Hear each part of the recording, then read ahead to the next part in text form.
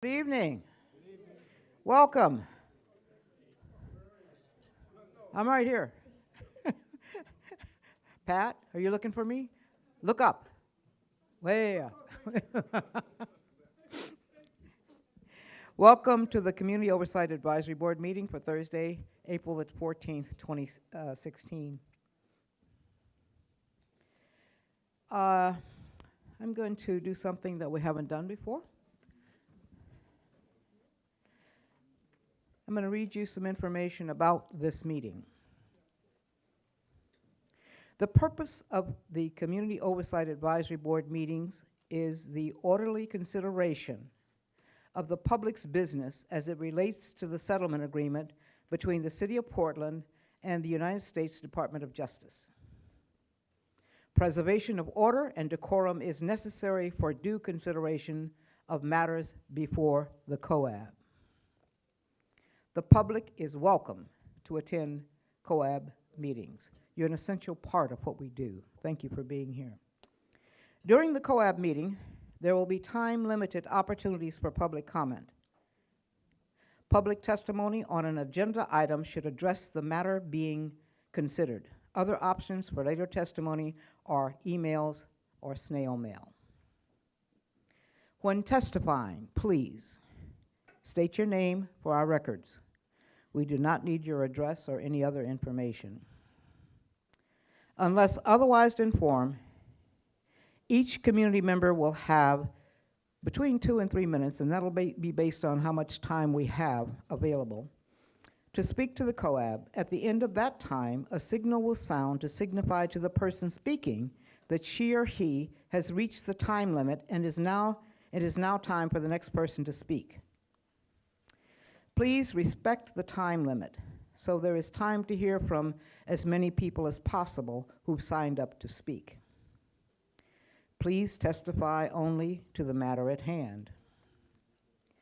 COAB rules of procedure seek to preserve the public order to ensure that the COAB's deliberations proceed efficiently, and that those who want to contribute have the opportunity to be heard. Behavior that disrupts the meeting from its purpose by interrupting either testimony or deliberations is not allowed. You may show support or displeasure with your hands, wave, thumbs up, thumbs down. You are free to film COAB meetings. A section of the seating area has been set aside for those who want to film a COAB meeting, and we ask that you sit in that section while you are filming. This will minimize the disruption that is sometimes caused by people who are filming. This is a warning that anyone disrupting this proceeding may be escorted from the COAB meeting and excluded from the remainder of that evening. Any questions? Yes, Philip. Yes, will we have opportunities for public comment for any community member who wants to discuss something that's not related to agenda items? Only, in the main, no. But there will be there are always public comments available, usually in the public comments section. But we're talking about agenda items, asking them to speak only to that. But there's usually a public comment section right before the break where people do get to say whatever it is they want to say. They're just limited in time. Thank you. Okay? Tonight we have 2 agenda items. A presentation from Drs. Rosenbaum and Watson of the draft semi-annual compliance report, and Dr. Watson has agreed to do a interpretive dance as she presents this. A community engagement workshop where we will all have a chance to discuss our vision for the police-community relationship in Portland. We'll be hearing general public comment after the semi-annual compliance report presentation at about 6:15. That may shift a little bit depending on what else happens. And we'll take a break and return for the community engagement workshop, which should start at 6:45. And an announcement, Officer Paul Meyer resigned his advisory position on the COAB. Paul was a great contributor to our work. He was knowledgeable, he was thorough, and we will miss him. We will miss his voice and his contributions. The Portland Police Bureau is currently working to find and name a replacement to the board. Tonight, COAB members Bud Fulis and Amy Curley are participating via live stream. Excused absences tonight are Captain Vince Elmore, Sergeant Michelle Hughes, and Officer Jakari Jackson. Rabbi Michael Kahana will be late, and I think Catherine, whose last name right now I cannot remember, Gardner will be running late. And Dr. Sharon Mirren. Okay, thank you. So we'll start with, Mandy, any things you need to say? Hello, everyone, and welcome. Thank you for being here tonight. Just a few small things I wanted to point out. We actually have restrooms in this room, so I just wanted to make sure people are aware that it's just this hallway right here. We also have restrooms in the building if you go directly down to the end of this hallway. And should we need to use an emergency exit, as I'm sure most of you probably know, we have our exit doors right out here to our left. Other announcements to make tonight, Brad Taylor is with us this evening, who is our mental health support specialist or mental health specialist. So that's Brad. If you need any support or assistance during the meeting, feel free to approach Brad and check in with him. And those are my announcements. Thank you, Mandy. And I want to do a shout out for Amy, who did the big part of putting this together for tonight. Thank you very much, Amy. And so now, Doctors Rosenbaum and Watson, it's your turn.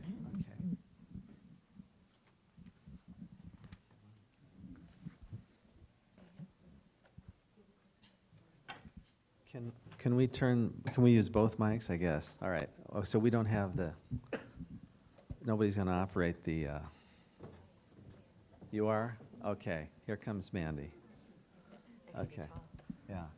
So anyway, thank you. Some of you know who we are. I'm Dennis Rosenbaum, Amy Watson, and we're delighted to be here. We produced another large report. We apologize again for the size and length of the report. And it was like 80 pages again, but we felt that there was a necessity to at least include enough detail that it did justice to some of the subject matters, which are still brief and covered in even more detail, some of them in a separate report, which is coming out by the end of the month, the outcomes report, which includes metrics about how do we assess and measure the progress being made. If we can, this report covers the third and fourth quarters of 2015. So in the report, you all should have the report, or it's available now on the website. But we try not to discuss in too much detail events that we know are happening now, but we do allude to some of them because it wouldn't be fair to leave off and say there's been no progress on some of these things. So some systems have been created that have been implemented, and we'll talk about that today. So why don't we move on and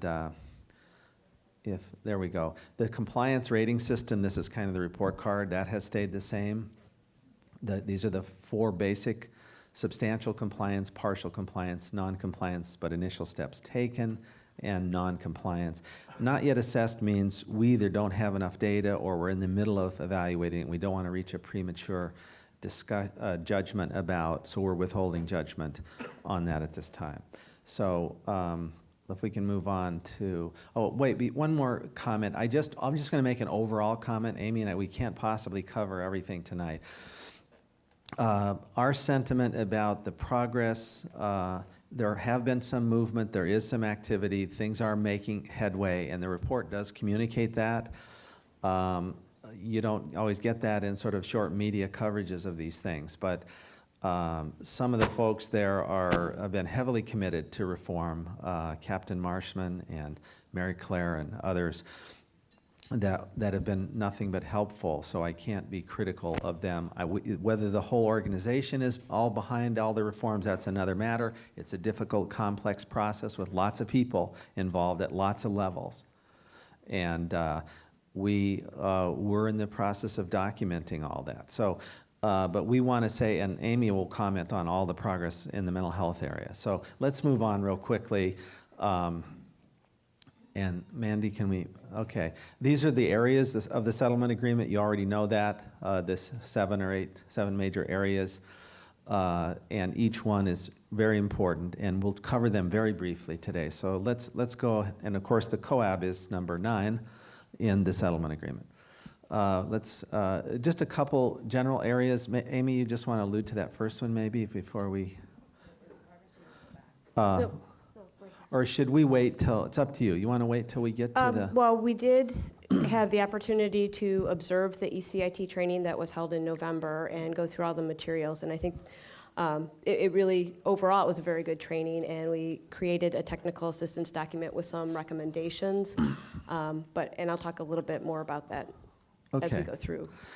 And force audits, these are sort of noteworthy big things. I mean, we've worked really closely with Portland to develop a system for auditing force reports. So the idea is that officers now are supposed to fill out these force reports and do them completely and accurately. And there's a whole chain of command involved in reviewing those force reports. We've helped them set up a system, and they've done a really good job of starting that effective January 1st. And that's going to reveal all kinds of interesting stuff. We'll talk more about that later. Same thing with employee information system. We'll cover that in a minute. But what is that? That's a data system about employees to help the department identify at-risk employees, at-risk units, where there could be problematic behavior, or there is a pattern of problematic behavior within the organization. We'll come back to that. Okay, let's move on, Mandy, if you don't mind. Use of force, we gave a partial compliance report. Of course, the department had to revise its use of force. This is an area where the COAB, as you guys know, has spent enormous amounts of time and energy reviewing force directives and policy and making recommendations. We have passed those along. I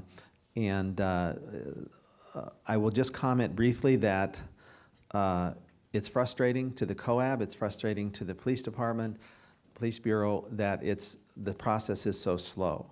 DOJ is taking this very seriously, and they are reviewing. We have passed along all of the COAB recommendations. We now, I think, are in agreement. There's kind of a system in place and to systematically review these recommendations and get back to you. So we have communicated that, you've communicated that the COAB wants and deserves feedback on the hard work that they did. After action reports, I alluded to that. They're required to do that. That's a supervisory report where they have reviewed the use of force reports by the officers on the street to see how well they're completed.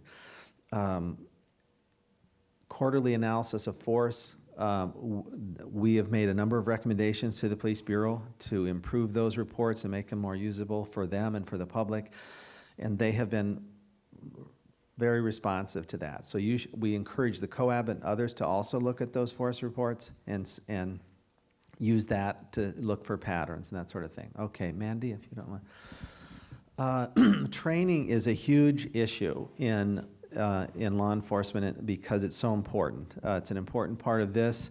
The settlement agreement is pretty clear that the training needs to give attention to the rights of persons with mental illness and having a mental health crisis, and building community partnerships and trust, which I know the COAB wants to get more seriously into, including tonight. We've recommended, after we observe training and DOJ observed training, that a number of things. I just list a few here. One is to give more attention to interpersonal communication and respectful treatment during police encounters with the public. We have lots of research, 100+ studies in half a dozen countries that show that when the police are more respectful during encounters, people are more cooperative, which means you're less likely to have to use force. And also when you listen to them, the procedural justice model says, and Amy's done a lot of research on this, and so have I, when you give people a voice, you listen to them, when you respect them and treat them with dignity and don't demean them or look down on them, and when you show some concern for their welfare, and you treat them fairly and equally, regardless of their race, gender, sexual orientation, whatever, that you're much more likely to have people who are satisfied, who look up to the police, who treat them with respect in turn, and feel that they're a legitimate authority of government. We also comment on us versus them mentality. There's still a bit of that goes on in training. That's a much larger discussion about policing and militarization. We will maintain that they should continue always to have community input about training, and Amy knows about programs where they're actually involved in the training, and that there should be if necessary, outside experts be brought in who are on the cutting edge of training. And in-service training hasn't been done for a number of years, so we think that's really critical for supervisors. First-line supervisors, if you've studied police as many years as I have, you know that they're the key to success in the organization. They communicate between management and people on the street, and they play a vital role in setting the norms and standards and attitudes of the officers on the street. So that's something that, Mandy, thank you. I'm going to not spend any time on this now. We're working with the police department. The settlement agreement requires that there be a careful evaluation of training to see how it's received, how effective it is, and then, if necessary, make changes and adjustments. The police department, the police bureau, Portland Police Bureau, has adopted this Kirkpatrick model, which in theory measures how the students, the officers, feel about the program. It measures whether they've improved their knowledge, attitude, and skills. And once they hit the street, whether their behavior has changed, and finally, whether the organization has changed overall as a result of this. So we'll have more discussions with them. We do a lot of evaluations ourselves, so Amy and I have ideas on that. We are arguing for individualized testing. That means that we expect that police officers are going to be graded, basically, and be evaluated so you know how individuals are doing. You want to be able to know that everyone in the class is reaching some level of proficiency on the skills that you're training, whether they're tactics or knowledge.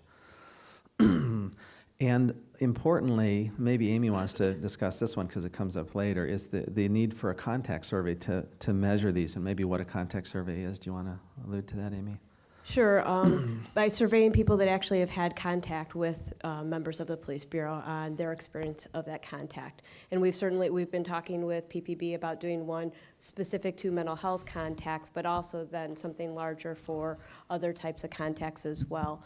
So it's sort of like measuring the experience of the end user to really see if all these changes are impacting how the community is experiencing their interactions.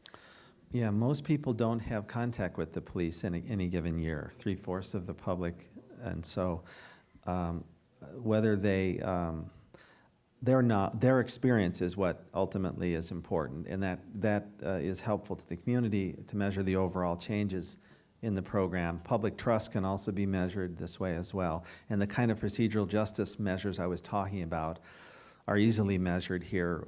Amy's done this in Chicago and other cities. I've done it in 53 American cities. Okay, Mandy, let's move on. More training. Wow, auditing the training program. Well, we'll make this quick. We're working with them right now to develop an auditing program for training. It's part of the settlement agreement that the inspector would do that and look at these. There are 7 major components of what needs to be covered there. There has to be a training plan and a needs assessment, and that the program be evaluated in the way that we just talked about and that sort of thing. So we can come back to that. we're working, I had a long meeting this morning with them to discuss this, and I think we made some good progress on that.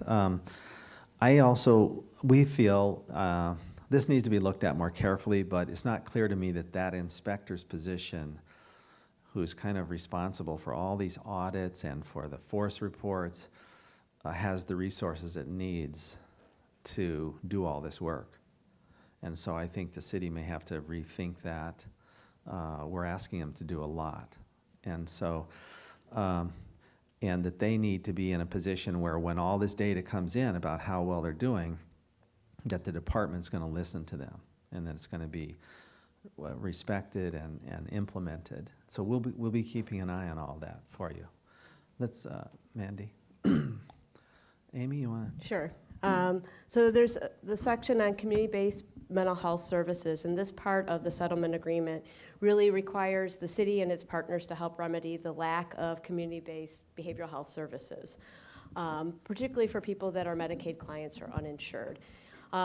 So the settlement agreement's with the city, so this really only has teeth on the city side. It doesn't have as much leverage for the other partners, but what it really requires is that PPB and the city work with these different groups, sit on these work groups and task forces to try to move things forward so there is a better system in place for people in the community.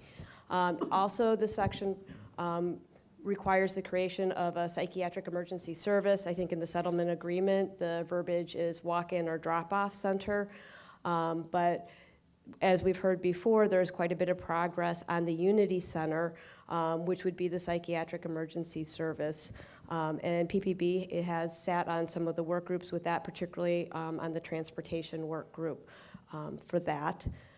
Also, it requires the community care organizations to create subcommittees and PPB to participate on those subcommittees. And we've reviewed meeting minutes, and there aren't that many subcommittees of these groups, but PPB is participating in those. So we'll continue to monitor that progress and try to look at the bigger picture too, and kind of how things are moving forward to create a better sort of system for people. Right. The next section is the Addiction and Behavioral Health Advisory Committee and the Behavioral Health Unit. And so the settlement agreement requires the creation of the Behavioral Health Unit, and PPB is in full compliance on that. They have created a unit per the requirements of that agreement. Part of this section also talks about the collection and use of data to improve response. And here we're at partial compliance, and we know that PPB's been working on different approaches to getting the data that they need to really look at the mental health related calls that they're responding to and what's happening with those calls. And just recently they've begun implementing a new approach, and they're calling it the mental health mask. But it's approached so that any officer that has a mental health interaction has to click some boxes, and it'll then require some data to be added so they can have a better idea of how many mental health calls they're having. It'll be easier to look at for the calls that meet ECIT criteria. Are they getting an ECIT response? So there's been a lot of progress in getting to the point where that data will be really usable for kind of assessing how they're doing and making improvements. There is an error in the report that we are going to correct in the final report, looking at the data for the behavioral health response teams. Both BHRT and the service coordination teams do collect data and measure outcomes, and they do a pretty good job of that. And we've received those reports, so there's a section in the compliance report that says we don't have that for the BHRT, and we will be correcting that because they are collecting that and providing us with reports and information on that. We're also recommending as another source of data to be able to assess their mental health crisis response would be to do a mental health contact survey. And we're working through kind of different concerns that PPB has had about how we can do that, so we're hoping to get a plan together so we can move forward with that as well. The section also talks about, requires the creation of the Behavioral Health Unit Advisory Committee, and that's been created. They're actively meeting and providing feedback to PPB as well as to BOEC. And there was some questions about the mental health crisis response subcommittee was interested in seeing some of their minutes, and those are now being posted so that people can see kind of what they're doing, what recommendations they're making, and what's happening with those recommendations. Okay. Another part of the settlement agreement requires that PPB continue their crisis intervention training program, where all officers receive 40 hours of crisis intervention training before they hit the street independently as patrol officers. And they've been doing that. We've also reviewed the curriculum for the Advanced Academy that all officers go through. And their crisis intervention training components are very consistent with a Memphis Model CIT training. We haven't observed it yet, and we are planning to try to observe some of that, but from looking at the curriculum materials, it looks very consistent of the material that should be covered in this type of training. One of the things we do recommend is some refresher training for the officers. Some of them may have received this content the full 40 hours, many years ago when they went through the Advanced Academy, and there's some refresher in their annual in-service training, but there may be a need to do a more focused refresher periodically to make sure their skills are fresh and sort of reinforced. Advanced academies for new officers, so I think that's important for them to understand. Yeah, it's their pre-service training. Settlement agreement also requires the establishment of a Memphis Model crisis intervention team. And what PPB has done is create their enhanced crisis intervention team model. And so that's been in place for some time. In November, they held another class, so they have expanded their capacity to provide ECIT response. We observed the training. We were impressed. The content of the information was good. We also noticed that some of the recommendations that have been made earlier on about including more members of the community and people from different agencies, that PPB did that for the training. The role play scenarios were very good. We were impressed with how engaged officers really were in those. And we did have a few recommendations that are detailed in our technical assistance memo that's appended to the report. Some of it was more along the lines of providing officers with a binder with all the course materials so they'd have that. Also doing a graduation ceremony. A lot of crisis intervention team program trainings end with a graduation as sort of a symbolic that you've achieved something and this is an important role within the department. Oops, not yet. That's okay. We also, with the expansion of ECIT capacity, we want to take a look at if the capacity is adequate to provide ECIT response to calls that meet criteria. Noting also that during the quarters that this report covers, the ECIT criteria was expanded a little bit to include any call involving a suicide attempt. So previously it had been an attempt with a weapon or on a bridge or something to that extent. So what we're hoping with the mental health mask implementation, we'll be able to see if the capacity is there to respond to the majority of those calls, and if expanding any further to be a little bit more consistent with the Memphis model, which would be any mental health call, if that's feasible, and what the capacity would be needed to do that. All right. Okay. And then finally, there's a section, I don't know if this is finally, I don't remember how many slides I had, I apologize. Also, the creation of the behavioral health response teams and the service coordination team, continuation of that. We actually are quite impressed with both of those teams. We recommend that, one of the things we recommended is that some type of specific training plan be articulated for BHRT officers. Currently, they are all ECIT trained, and they get some additional training as well. We just haven't been able to find a clear sort of articulation of what specific training they would need. Let's see. Also in the settlement agreement is some work on transfer of custody policies. And right now, that's an executive reconciliation. And I can back up a little bit. The COAB gave feedback on their mental health crisis response policy, what would have been last spring? And I believe that's basically finalized, so soon the final policy will be released, and I think you'll get some information from DOJ as well as how the COAB recommendations were incorporated into that. But there's been quite a few meetings with, PPB's worked very hard on it, working with DOJ to get that policy into place, and there's a number of other policies that will then follow that as well. One piece of the settlement agreement also talks about BOEC, so that would be the 911 center, addressing protocols for triaging crisis calls as well as training for responding to crisis calls. And there was a 180-day date on that. They were supposed to have that in place within 180 days, and that hasn't happened. However, there has been progress on that, and they have received feedback from the BHUAC on their policies, and they're starting to look at what types of training would be needed to be putting in place. And so we'll be continuing to work with BOEC on that as well. So,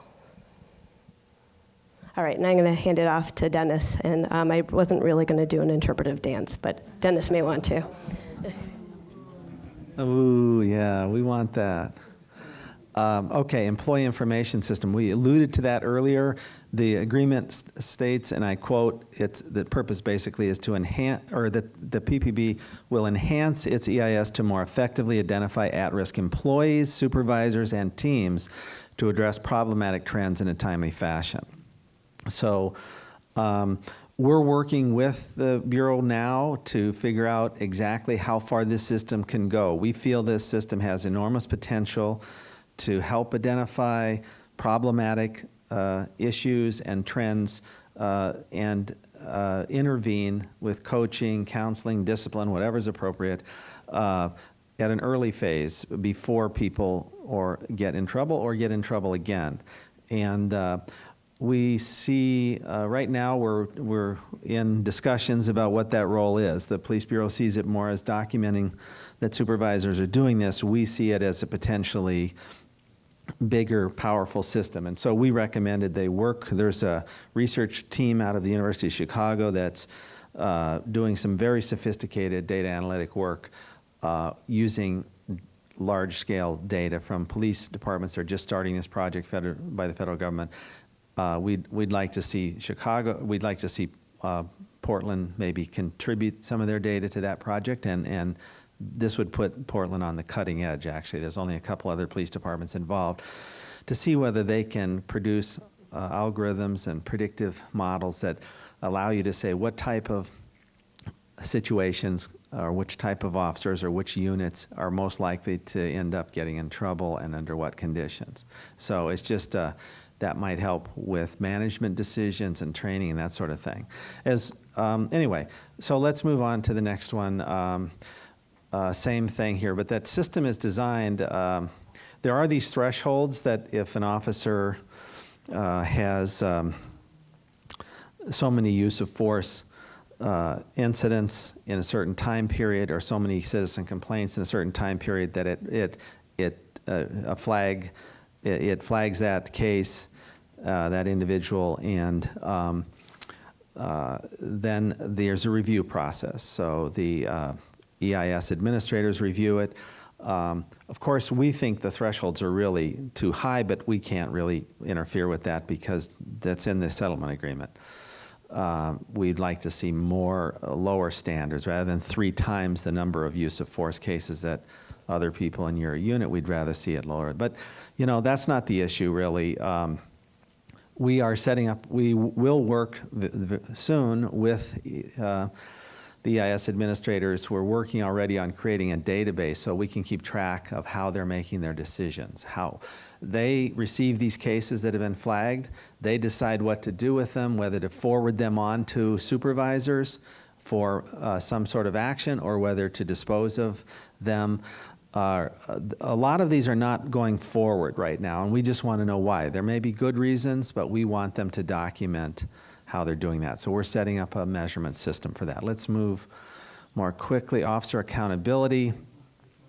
You know, their investigations are supposed to be within 180 days. I can tell you that DOJ, the city, are working hard together. They have met a number of times to work on a particular model to see if they can get that that time frame for completing investigations of misconduct shortened. It's difficult because it involves all these different phases, and they have made some progress. Okay, let's move on. We're still arguing that the city should get rid of the 48-hour rule with regard to delaying the interviewing of involved officers and witnesses. I cite the research in there that doesn't really, there's I think 244 studies that are summarized that show that stressful events do not necessarily impair your memory. There's conflicting evidence on that, and sometimes it enhances your memory. It just depends on the circumstances. But anyway, let's move on because I think we need to wrap it up here. This is the important stuff. It's this group here, community engagement. We think that, first of all, we're trying not to assess the COAB, we're assessing the city's contribution to help the COAB. Clearly, it got off to a very rocky start at the beginning, but again, we feel the city has fairly consistently provided the COCL and the COAB the administrative material and legal assistance that was needed to help this group move forward. And now the COCL and COAB are in a new facility, and they've given us legal advice and you guys legal advice. But I think that there's planning that needs to, so one of the issues that is coming up is, the 2-year term is up in February of next year. So I know Kathleen has put a lot of work into this and others have, and the need for the city and to work with the other parties to plan how this transition is going to occur. If there's going to be new members, how they're going to be picked. So that can't be delayed much longer. And also the CEO plan. The COAB has done a great job of reviewing all of these policies and is light years ahead of everybody else in terms of that process, which is going to take years. But the energy that we expect this police bureau to work, and I think that's part of what tonight's all about, on the COAB, on the community engagement plan, and making that a higher priority in this year than it was last year. So I think, is that the end? Just here's some, I think this might be the last slide. Some of the things that give yourselves credit in the city. They did the citywide survey last year. You guys had input into that. Over 1,000 randomly selected people produced a lot of interesting findings. That helps provide a baseline for how the people in Portland feel about the police bureau and about their experiences. We also did an internal survey of police officers in Portland. We reported those results. So those are done. These others are the ones coming. The contact survey, we've talked about that. We want to make a strong case for that in the city. I think Portland could be, really have some great, these are all data sources that can feed into this community engagement plan. The focus groups that you guys are planning and working with the city and with the COCL, and I know Amy's involved in that too, of key populations in the city, the LGBT community, the mental health community, who else? The African American and Latino communities, the houseless community. There's various groups that could be and should be given a voice that maybe not captured as well as it could have been in the citywide surveys. And then, of course, all this other stuff, which is get that input from the precincts and from the city council that's required. I think that's it, isn't it? Thank you. Oh, yeah. I have a question for you. Hold on. Just a minute, hold on. Okay, we're going to take question answers in a minute. I wanted to say that throughout the month, the COAB subcommittees will be looking at the report and will come with recommendations to their meeting on May 12th. So if you'd like to show up on May 12th and see what those recommendations are. It's also the case that you don't have to just give input at the May 12th meeting. If you would like to send an email, or if you would like to go online, submit things to the COAB office at 525 Northeast Oregon. You can look at our website and you just plug in COCL COAB and something will pop up, and it'll take you to our website, and you can find our address and contact information there. So we have only a very few minutes for questions because we need to get to the workshop part and we need to get to the public comment part. Okay, Philip? Yeah, thank you for your comments. I have a question. Co-op makes I'm just curious, when co-op makes recommendations that are passed on to the COCL and then the COCL passes that on to the DOJ, from that point forward, will there be a report for us reviewing if our recommendations are supported, if change is happening? I'm just, if there's any positive feedback for us, if improvements have been made based on our recommendations. I personally just want to know how our recommendations are impacting and improving change in the community. Do you have some feedback on that? Well, only thing I can say is that we will make sure that everything that's been submitted gets included. Now, where's Mary Claire?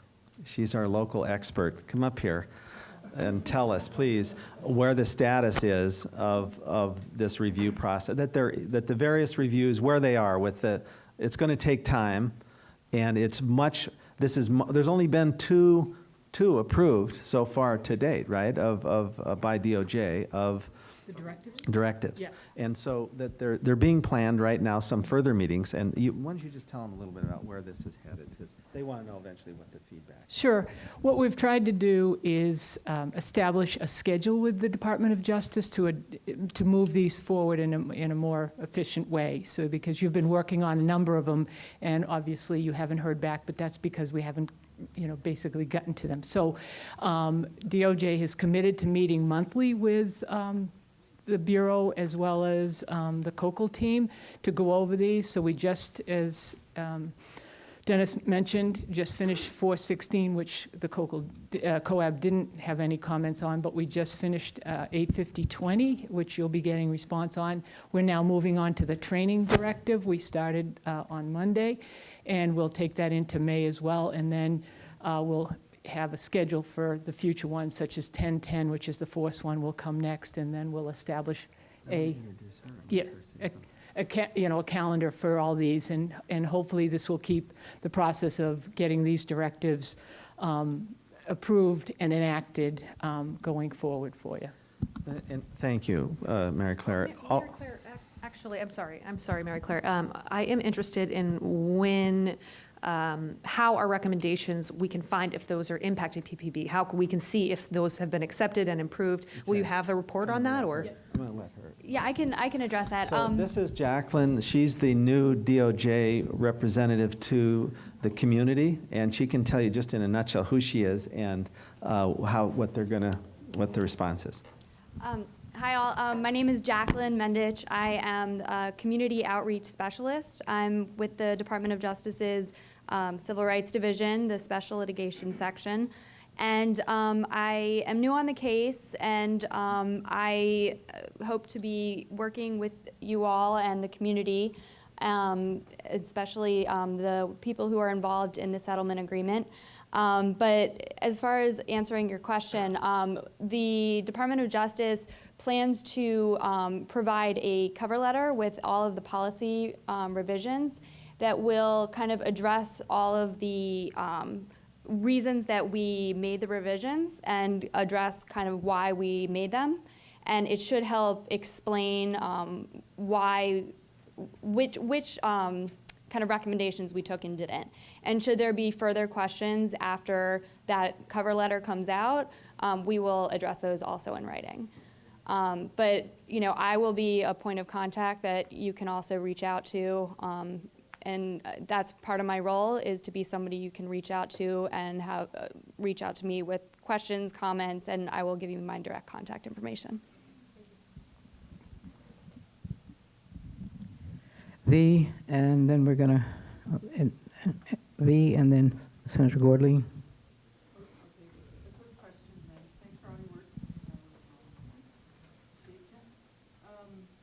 I don't know if you all know about the other accountability or the other committee that's been created by the DOJ and the city.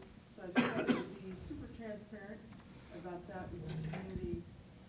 And I'm wondering if you all are working with them and if any of their work has anything to do with the settlement agreement, and if we might be able to have them come and make a presentation.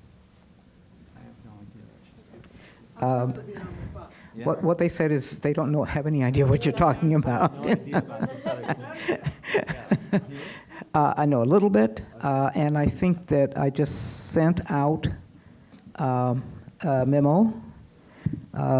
Did you want to address that, Deanna? Okay.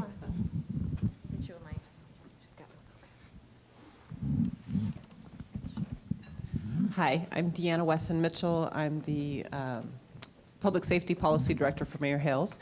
And the group that V was talking about is actually established back in May last year when the DOJ directed the city to do more in-depth change to the discipline process, so step by step. I think the original policy was put forward as a regular 30-day public process one, and they wanted more in-depth change. So we've developed we had an internal work group kind of looking at a lot of different options, and then we now have a community group that's working. We meet every other week, and we're looking through each of the steps of the discipline process to come up with a new plan. It's very in-depth conversations and detailed work, and we're looking to have a draft. No, they're not.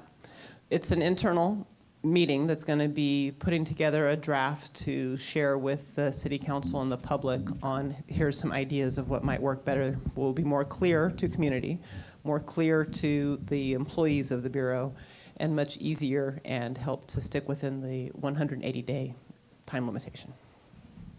Thank you, Deanna. Senator Gordley. Oh, thank you. Thank you very much for your work. Let me mic you up. Thank you. Just two questions. Dr. Rosenbaum, when you were talking about the role of the inspector, you seem to be questioning whether the inspector has enough resources in order to do the work effectively. And so I'm hearing and in your comments that there may be a role for COAB to, I'll say, advocate with the city for the resources that will be required in order to do the work effectively? Possibly. Okay, we'll stay tuned. Okay. And Thank then you. secondly, it isn't clear to me that the resources are currently in place to implement the mental health mask. Is that mask work happening now? So I think someone from the Bureau could probably give you the most detailed, but my understanding is it was being piloted in March so that they can work out bugs with it so that before they roll it out full scale.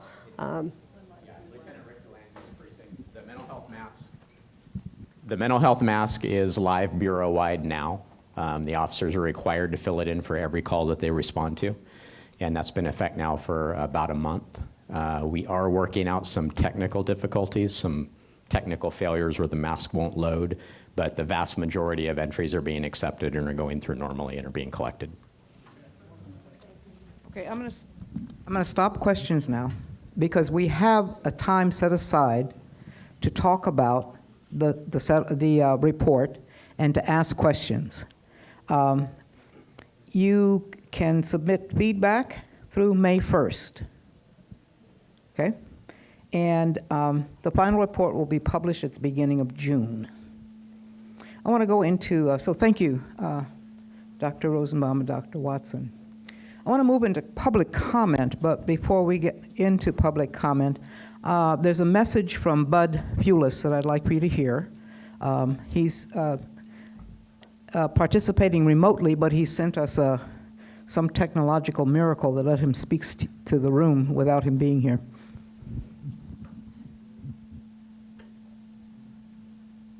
Hello and welcome to this meeting of the COAB. Thank you for joining us.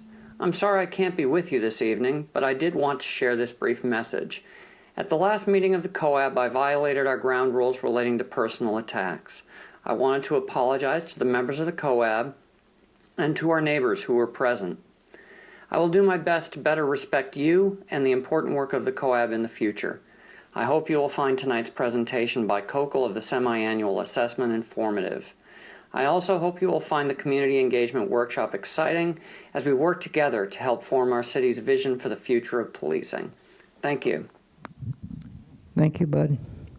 Okay, we've got a few minutes for public comment, which is kind of general comment on maybe what you heard or what you're thinking. We've got just a few minutes, so we need to get into the workshop. You can come up here and take this microphone if you want to raise your hand. Or this one over here. And tonight, okay, what do we got? Okay, we've got Dan. We'll give him 3 minutes.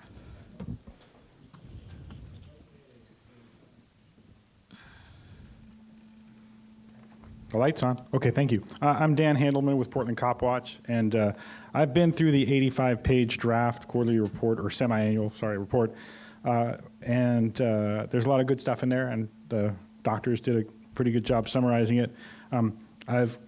They have to be diplomatic. I'm going to be a little less diplomatic. There are several places where the police bureau is not doing things that are pretty clearly indicated by the agreement, and they're just saying, well, it doesn't say that exactly. It's not written that way.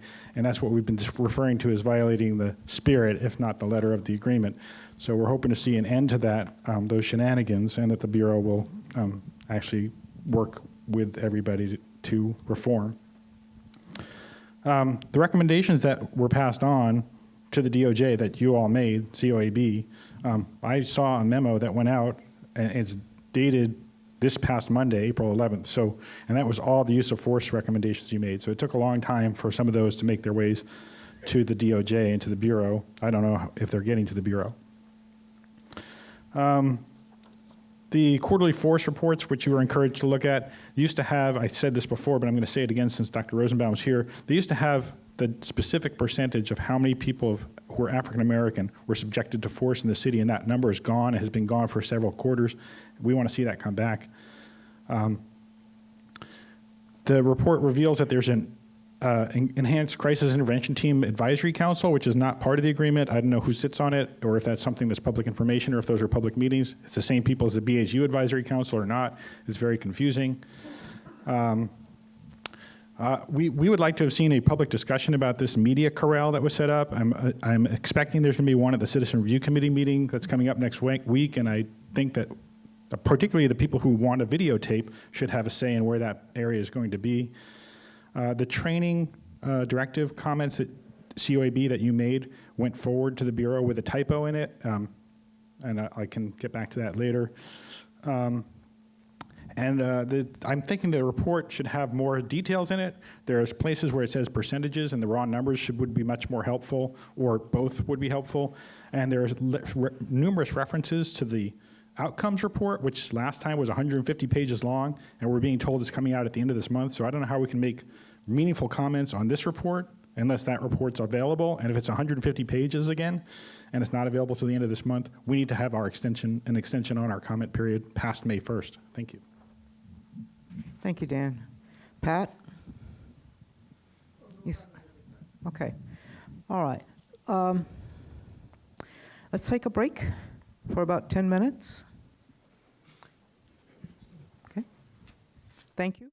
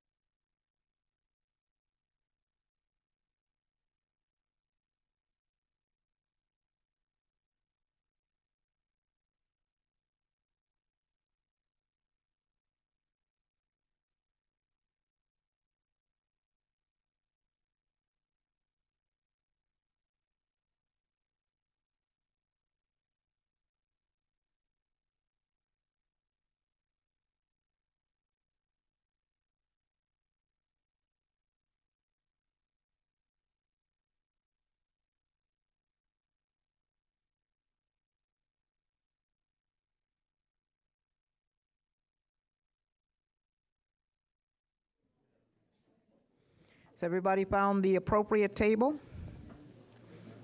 Okay. Because so many of you were not here when the meeting started, I am going to reread the information that I read earlier about public meetings and your participation. The purpose of the Community Oversight Advisory Board meetings is the orderly consideration of the public's business as it relates to the settlement agreement between the City of Portland and the United States Department of Justice. Preservation of order and decorum is necessary for due consideration of matters before the COAB. The public is welcome to attend COAB meetings, and we are really glad that you're here, all of you. During the COAB meeting, there will be time-limited opportunities for public comment. Public testimony on an agenda item should address the matter being considered. Other options for later testimony are emails and snail mails. And that opportunity is pretty much past. Now you're going to be participating in a workshop. Unless otherwise informed, well, this is all pertaining to testifying or testimony. So I'm going to read it, but when testifying, please state your name for our records. We do not need your address. Unless otherwise informed, each community member will have 2 to 3 minutes to speak to the COAB. At the end of that time, a signal will sound to signify to the person speaking that she or he has reached the time limit. It is now time for the next person to speak. Please respect the time limit so there's time to hear from people who have signed up to speak. Please testify only to the matter at hand. Now back to this evening. COAB rules of procedure seek to preserve the public order to ensure that the COAB's deliberations process proceed efficiently and that those who want to contribute have the opportunity to be heard. Behavior that disrupts the meeting from its purpose by interrupting either testimony or deliberations is not allowed. You may show support or displeasure with your hands by waving, putting your thumbs up or down, or flailing your arms. You're free to film COAB meetings.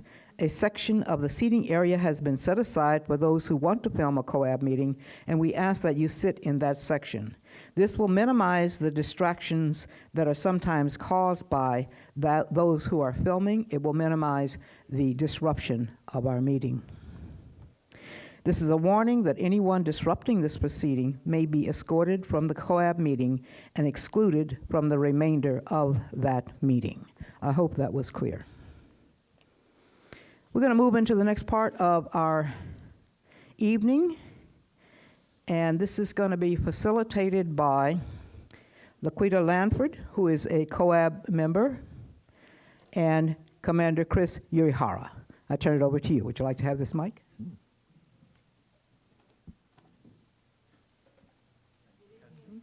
Thank you. You're not on? Hi. So as Kathleen said, my name is Chris Uehara. I'm the commander of North Precinct. Portland Police Bureau has 3 precincts, North obviously being one of them. The other 2 precincts are Central Precinct and East Precinct. Why we're gathered here tonight is to build a community engagement and outreach plan together. So the public's going to have conversations with COAB members and Police Bureau members. Each table, we have both, and some tables might have even maybe 2 or 3 members from the Police Bureau or a COAB member. But before we get started, I want to talk a little bit about how I met Laquita last year, and she is just a most wonderful person who has a heart for the youth. And I met her at an event with the chief of police and the mayor. I got called downtown and said, hey, come take part in this meeting. And it was the birth of a mentorship type program that we were doing with Roosevelt High School students. And actually through that meeting, many of you who were here previously when we spoke got to meet a young man named RJ Bryant, and he is here again. RJ, raise your hand. RJ is a wonderful young man who graduated from Roosevelt High School and has been taking some really nice steps in the community and doing some good things to help broker a relationship with the police bureau. And I actually met RJ at a separate event, but it was once again kind of reintroduced to him through Laquita's efforts. So with that, I'll let Laquita talk about herself a little bit. To borrow your mic. Good evening, everyone. I am super excited that you guys are here this evening. As Captain said, my name is Laquita Lanford, and I am a member of the COAB.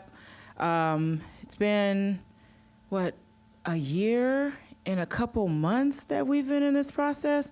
So over this past year, I have learned a lot about relationship building, leadership, development, community on the whole. And being out in my community and bringing back the feedback to the board and some of in the subcommittee that I'm on, which is the community engagement and outreach community. This is one of the reasons, a big, huge reason why we're here this evening. So I'm just very thankful that you guys can all be here this evening. It was raining earlier. It calmed down for us to get here. So I see some familiar faces. And I just, again, thank you guys for all being here this evening. What do? I do a lot. I'm in a lot of different spaces, but overall, if I connect myself, community is what draws me back into why I'm here and why I keep coming to our meetings and why I keep going out into the community, trying to build the best relationships that I can with community, with not being a native Oregonian, but loving the opportunities in the city that I live in and being here for the people who support me the most. And this is just one of the ways that I can be able to reach back into my community to build relationships with our, with the police officers and the community, and something that I'm so passionate about. And like Captain said, like my concern is our youth, the next generation, you know, and wanting them to be at these spaces and at these tables, because I know for myself, that's not any of the opportunities that I had growing up. I am well over 21, I am well over 30, and I am well over 35. So that will tell you a little bit of what I've been through and challenges, and knowing that this is a very great opportunity for myself, and I appreciate those who support me on this COAB. So we're here to start that conversation. I mean, we've been having it. We've seen a lot of things in the media that's going on. We're here to talk about the relationship between the police bureau and the community. And so there's some information that's on the table that you guys can be able to have discussion. There's 3 big questions that we're asking you guys tonight. Really big questions, but we're not going to end this conversation here. We want to start the conversation, work on this plan together, and get out there and do some action as you guys are already doing. And we want to build this city for this next generation so that they're comfortable when we have these interactions with one another. When I see Officer Tina on last Thursdays, I'm able to say hello because I've already had a relationship with her. When I'm able to see Senator Gordley, who sits on the board with me, I'm able to say hello when I see her at the Good in the Hood. And she's just offering her services to the community. When I'm able to see Philip, that lives not too close in my apartment complex, and I'm able to see him, I said, hey, Philip, how you doing? So that's building community. That's what we're here for. And I want us to get down to business. Are you guys with me? Yeah. All right.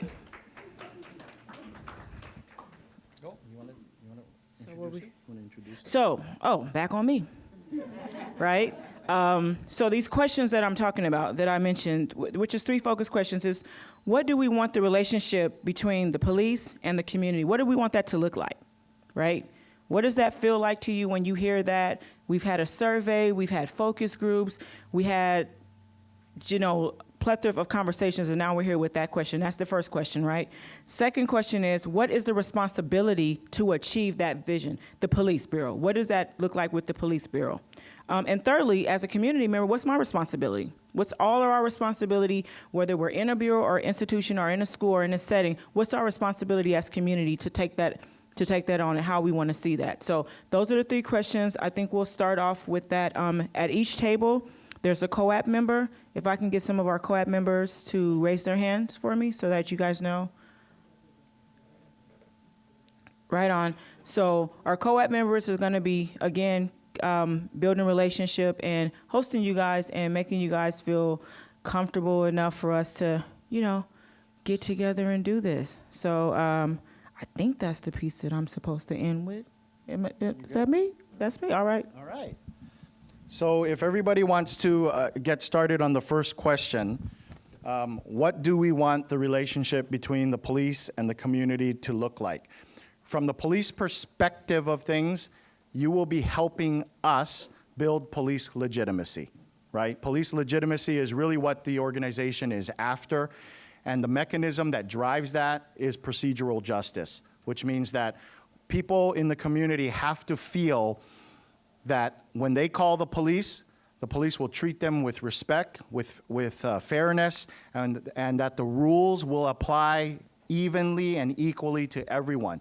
And you have to, as a citizen who needs the police, you have to feel that. And if you don't feel that, and if you feel there's a missing piece to that, that's where the breakdown is. And so at your table, as I mentioned earlier, are members of the Police Bureau who can talk to you a little bit about that, about procedural justice and how we go about taking care of our calls for service.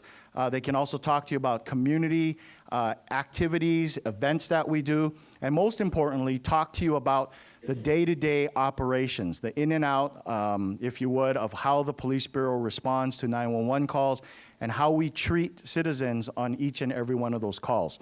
So the first question, you have 30 minutes to work as a group. When you have about 5 minutes left, we'll let you know. We'll come up on the microphone, and then we would like somebody from that group to report out. We're not going to be able to get to every single table tonight, but we'll randomly pick a few for this first question, and then we'll pick another few tables for the second and the third and so forth. But I was assured by Amy that everyone will be able to get a copy of all the groups reporting via email, and it will be posted on the website. So with that, I don't want to keep talking and let you folks get to work. Thanks. Yeah, go. I have one more thing, folks, before we get started. There's some words out there on the table as well. Oh, chatty. Chat, one. When I say one, you say two? One? All right. So there's some words that are on the table that will also help you all, focus on, not focus, but have a word to just kind of start with in your conversation, if that's helpful. There's collaboration. There's some words that are there. So those words are for you guys to, kind of use. So we didn't mention that. So thank you. 30 minute. Yes, officer. So Rabbi Kahana is not here yet. Okay. So he's another COAB member, and he was going to be at this table, and I was going to be at that table, but not many people at that table. He's not here, so we're joined. Can we just make sure everybody knows we're the one on TV? Oh, we're on TV? Yeah. Oh, seriously? We are. Oh, alrighty then. So you got called up No, no pressure. Do we have someone from the police bureau at the table? Yes. I'm Tim Sessions. You're Tim Sessions? I'm Sylvia Zingasser, and I'm Why on don't we? TAC. Why Are don't you? we, I have been on TAC. Why don't we since go it's, around and just introduce ourselves so we have an idea? Yeah. There's two TAC members So let's here. start with you, since you. I'm Tim Sessions. I work at the Youth Services Division. Basically, an easy way to explain that is I'm over the school resource officers. It's also the cadet, the reserve program, also the GREAT program. If you've never heard of GREAT, it means gang resistance education and training. It's what we teach, in the schools, as well as the critical response unit with Officer Marcy Jackson and her dynamic help that she does in the community, when the crisis, happens there. So that's basically what we do.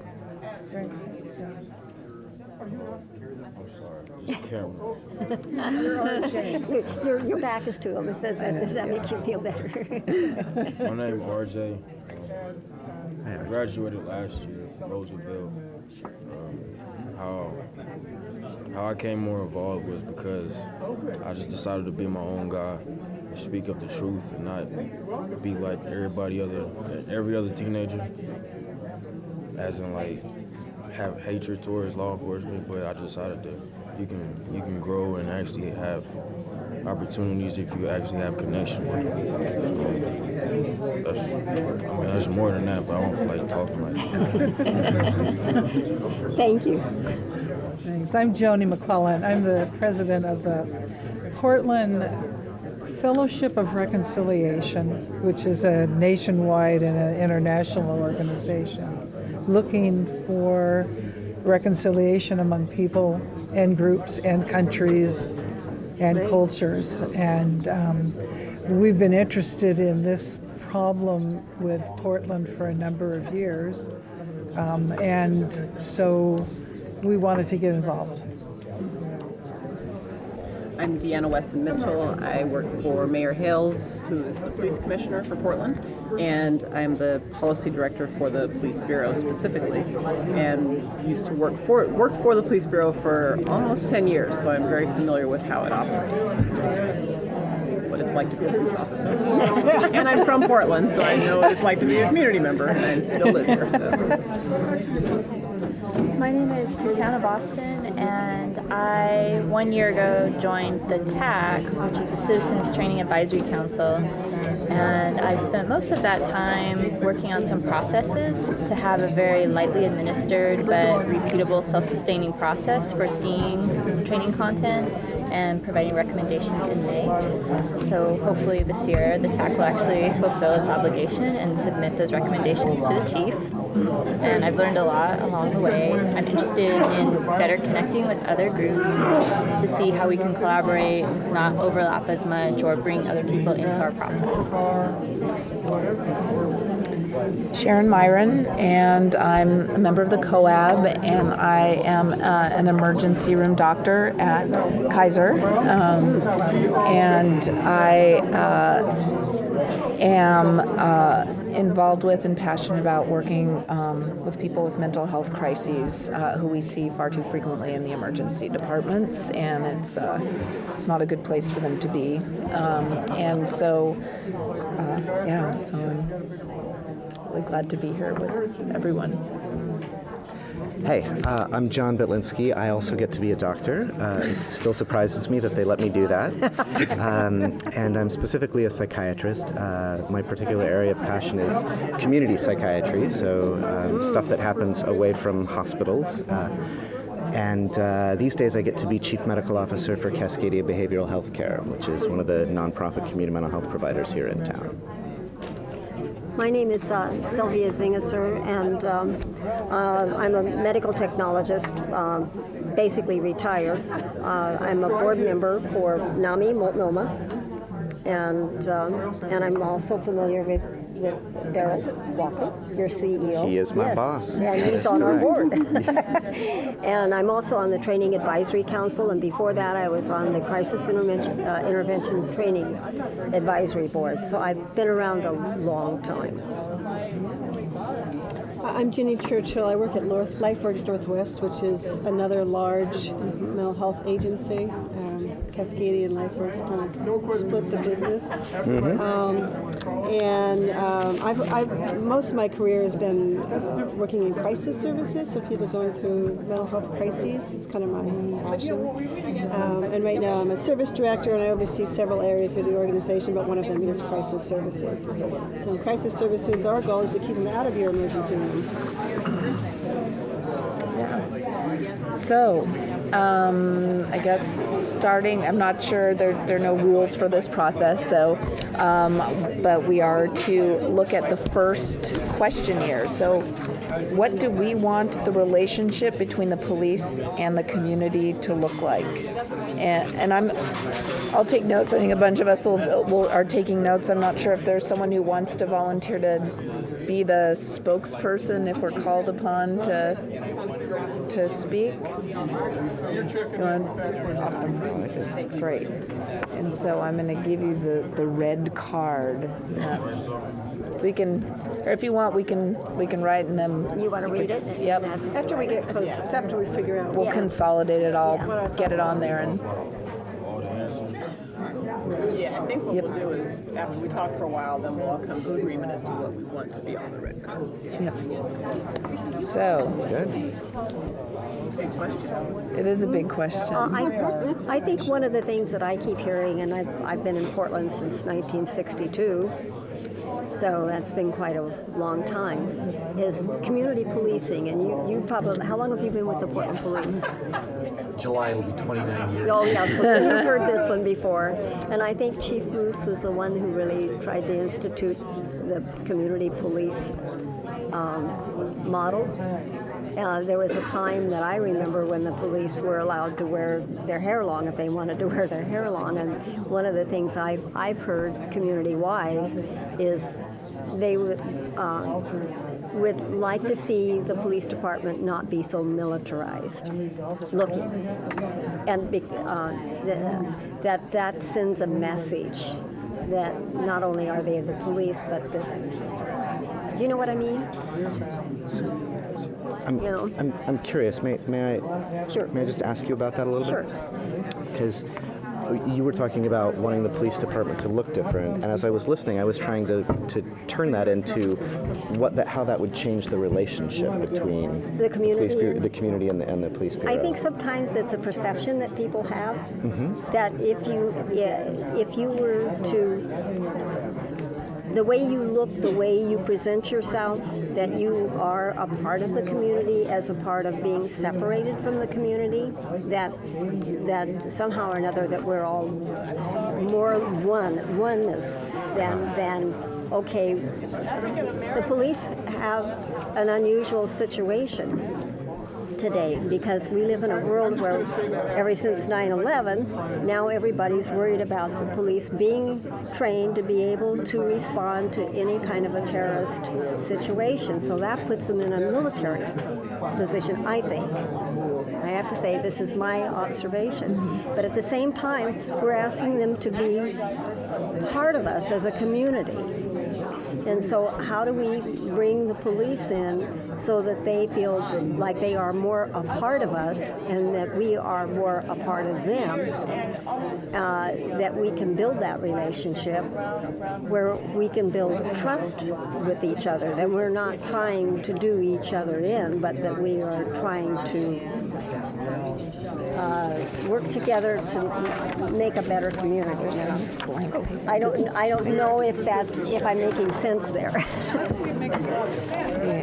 The idea of not looking militarized helps them kind of blend into the community more, except, should they wear uniforms at all, or what should they, what would it do to blend in? And is that what we really want? So my sense is that it's not so much what they look like, is how they behave, and I live near Southeast Hawthorne, and I see officers out on the boulevard. It's not community policing, I don't think, so I don't think that happens, but it seems like community policing because they're out on the sidewalks, and I see them interacting with people, and there's a lot of social problems out there, and I see how they behave respectfully. I mean, my impression of the police in that area is really good. They behave respectfully, and I especially like it if they're, kind of looking up and making eye contact with people as they walk by, which, sometimes that doesn't happen. They get kind of tunnel vision into the person they're intervening with. But for me, that speaks more to me than how they look. It's how do I see them behaving? How do I see them on my streets? And that makes me feel like they're part of my community, especially if I see the same officer, over and over again. Then it makes me feel like they're part of my community. That brings up another issue of having some of the same officers being in the same area over a period of time, because they rotate out a lot of the time. And you probably know about this, where they're maybe in an area for like a couple of years, and then they move on to another area or another division. So I think in some instances it would be good to have a continuity of like an officer that we know in our community that maybe is, like you say, out walking on the street, a street beat. And I don't know how many street beats we have in Portland. So maybe, yeah. Yes. That could be part of the issue of why we can't have good communication in the whole community. Because people that like that, a perfect example, acting a certain way and making it hard for officers to engage. That's what's making me trip out right now. Like I'm hearing all this like ways for officers to communicate and to be part of the community. When we try, they try. I see officers myself try, but people just lash out like that over something little. And it's like burning bridges for everybody else. And I'm a young cat, and I see all this, I'm like, bro, adults shouldn't act like nobody should act like that. So when we talk about what's the community's responsibility for achieving this vision, that's what we would we want to talk about. responsibility as well. As long as the officers got to go to work, they got to clock in on time, they have to go on calls on time, they have to write reports, they have to do so many things in order for them to keep their job. And then they get all this other requests coming from the community of what they should be doing. Like say like some of the I remember last time I was here, some of the community members were talking about, like, I'm not gonna say exactly what they said, but it's more like they want them to nurture these kids out here. I'm like, us as citizens, like I'm a father myself. I got a little 2-year-old little boy. Like, it's my responsibility to make sure he has his head on straight, and it's my responsibility to make sure he has respect for one another and for his elders is more important in order for him to survive and to be, having doors open for his future. That's the responsibility that we need to have as citizens in the community instead of having so much dumped on us officers too. I mean, we all have responsibilities, but that what just happened over there just kind of freaked me out. One thing we just read some curriculum on use of force, and it was like outlines, and a whole big part of that was communication. And they actually had this communication model. There's encoding, there's decoding. It happens with your own baggage of what you actually hear and see. Like coaching police officers to be like, try not to respond back because it's actually like a contagious emotion, like aggression is. And so I think that that's really astute as an observation. And then one thing else that you said in terms of community's responsibility, I listened to this person give a speech on neighbors, how people live further away from work and they have less time in their communities. They go and then they're just nestled in their houses and they don't know people, and that's been a deleterious effect on our communities. We aren't good neighbors. We move around a lot. And one thing that we could think about in terms of community responsibility is making sure that we invest in our communities to know our neighbors and be there to help each other and nurture each other. And then it's more welcoming for a police officer to be a partner in that. So yeah, I think what you said about how to communicate with this, that was right in the curriculum that we read, communication strategies. But normal humans or whatever, we don't have classes on communication strategies. I wonder what Tim's thoughts are on some of what we've been talking about.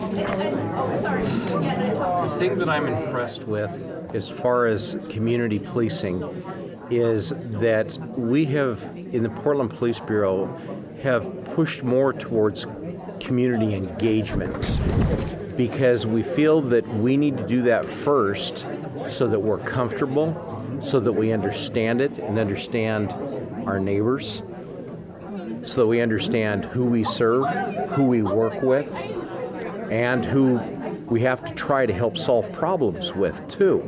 And that community engagement really opens up a trust, if you will. Can I give you an example what I mean by this? In the Youth Services Division with the school resource officers, we have a program that we started 2 years ago where we bring to some of the schools that have leadership programs a student police academy. So we actually bring this model to the school where they don't have to go away from the school, and we work with the leadership teacher that usually we have between 40, and up at Wilson High School they had 82 students participate in it. And what we do is we give them an opportunity to experience and learn on a mini role of what it's like to be a police officer, but more important, what it's like to be trained as a police officer. So here's an example. There are 3 classes that we hold that are simultaneous. So the group, the students, all are divided up into thirds, if you will, and each of them attend a class that's for an hour and a half. The one class we have, it's on investigations and evidence gathering, and we have a homicide detective that comes and explains in detail, along with PowerPoint, and engages the students to understand, what it is that we do, especially to explain how it's not TV, no, it's not the movies, no, it doesn't get, it doesn't get, You don't get tax results in 10 minutes. Exactly. All these things. And they talk about real cases. And then what we do is we have another person that comes in and works with that homicide detective to talk about evidence protection, because of how we do things so that it's upheld in the court if someone is charged specifically a crime. How hard that really is, but how thorough it is, to make sure it's done properly so the innocent remain innocent and the guilty, if they are charged and the jury and or court finds them guilty, it's not the police officer's fault because we didn't do our job. The other part is we actually make a mini mock homicide scene. And after they've explained how we do things, how we gather evidence, then within that group, they're kind of divided up into smaller groups, and they go in and they look at it, and then they write notes and decide what is evidence, and more important, at the end, they work together as a group and try to solve the crime. And then what we've done is we film the mock crime scene, what really happened, and we show it to the students afterwards. Okay, what did you think? Who was right on? Who was a little off? Okay, why do you think you were off? But what's great is we go to that school to film that so it's their surroundings and not, oh, well, I can't really get it because it's at David Douglas and we're at Jefferson High School. The reason I say that, we just got done filming, we have another student police academy that's going to take place. So they feel a part of that. The other class that we do, you could call it DUI detection, traffic investigations, all these things to help the students understand that they have a responsibility when they become drivers as far as to be safe, on the road, but the effects of alcohol, drugs, and texting and cell phones, what they're all like. So we have one of our SROs that's also a DRE, drug recognition expert. Okay, she has to maintain her certification as far as to run people through different tests to understand what type of drug they're under the influence besides alcohol or in addition with alcohol. And some of the presentations she has is really interesting. Her name is Heather Hughes. She's the Roosevelt High School school resource officer. She's really good. And then then the class is divided up, and we go outside and we have a golf cart. And we have these goggles, we refer to them as beer goggles. They have different lenses, if you will, so it kind of puts them under the influence, and they have to drive a course, and they see the effects of it. But we don't leave it just that. We also have tablets, and we have them text each other, also driving it, so they see that effect. So the students walk away going, okay, I heard this, I didn't believe it, or I heard it, but I didn't understand it. It gives them that one-on-one. Yeah, thank you very much. Yes. There's a lot of that. Question? Yes, please. Because I think that this is very, very cool in terms of integrating with the community, and I know that we got a presidential award for a pilot that we were doing with youth on Hawthorne, and I know that we have kids week-long camp where the kids don't know that there are police officers, that are their counselors. All of these things are great, but I'm just wondering about budgeting and stuff. Hey, folks. Are they small kind of things? Because that would be great. Hey, family, we got about 5 minutes for this conversation. That it's limited in terms of how much budget. Right, they're into it. The Student Academy's not. A lot of it is donated, and a lot of that Community type of thing. family? So we're not really subject So to the the top budget. three are what I got in terms of Is there what we goal want for as our helping vision. with fundraising to expand lots of? I say one. You say two. We say two. And we didn't get past. One, two. All right, we have just about under 5 minutes left for this portion, for this question. And then we'll have the note taker and the person that's going to report out to us do that, okay? Do you want me to write down All right, on the thank card you. what we talk about? Okay, so what do we want to put down on the card?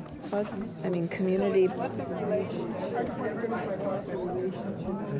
I heard a couple of, Building I heard a lot trust. about What was that? trust. Building trust. I have that one written down as well. And And I heard that piece as well. We want it to be like we're all from the same community, as opposed to one group and another group. Right. And then I'm sorry, go ahead. No, you Sharon. go. Nope. Okay. And then there was this piece that RJ spoke so clearly to, and then you also followed up with it, Tiff, that each group here has to take responsibility to be understanding of the other group. Which is question 2 and 3 that we're going to get to. But it is Okay. part of this too, though. I think it's a So- huge component of. So both community and police need to work together to make the vision happen? Is that what we're saying? Not necessarily.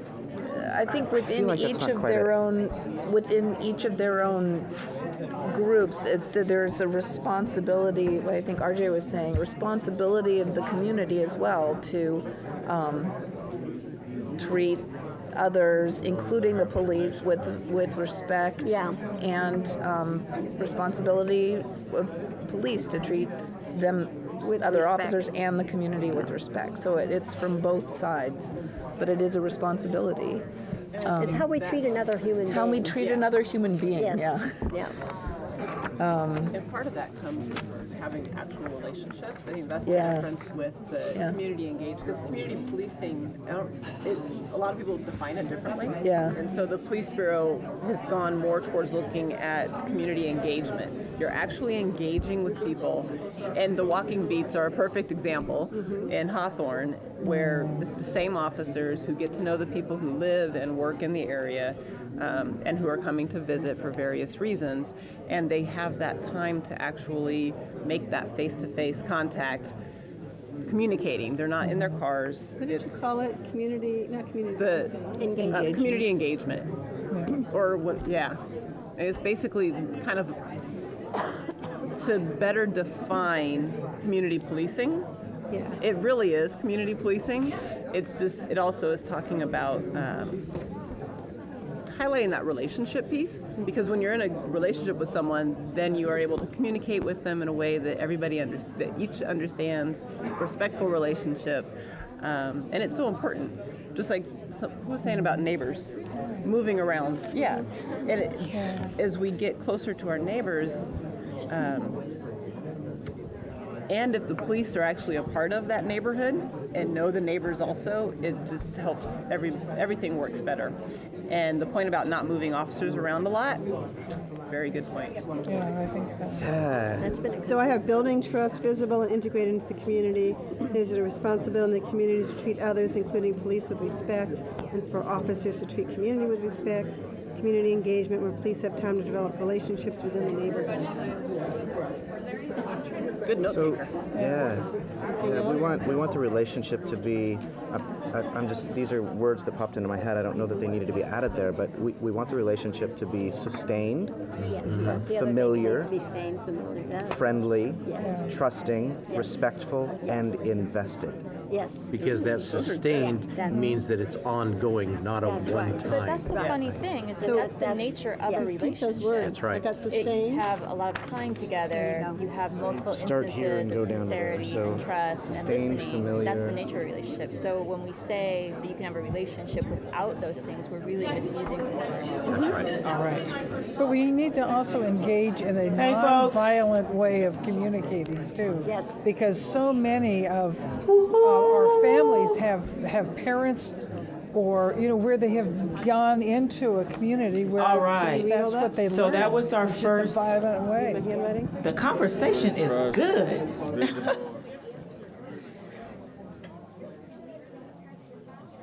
Can I say one? All right. So now what we're going to do for this this portion is we're gonna have, yes, I'm right here. I'm gonna pick 2 tables, and I would like for someone from that table to let us know what you guys talked about. We had a note taker, and then that person can report out. So I know there were some really good discussions. I can see it is still going. That's awesome. So there's a lot to say about that first question. So if I can call on table number 7, or I'm sorry, table number 9. Can I get the note taker at table number 9 to report back out for me? That would be awesome. Where's table 9? Is this table 9? This is table 9, and I have been forced into this position against my will. I'm Kathleen Sadat, chair for the COAB. I'm standing in for Siadam, who couldn't make it tonight. This table wants to see a relationship that is human to human, a relationship that is trusting and respectful, free of fear, with recognition of the power imbalance and a positive use of power and when to use it. Positive, non-criminal interactions, collaborative relationships supported by community-centered training, an acknowledgement of history, a willingness to own the past, to be accountable and responsible for behaviors, open and honest communication that is direct and transparent. That's it. Thank you so much. All right.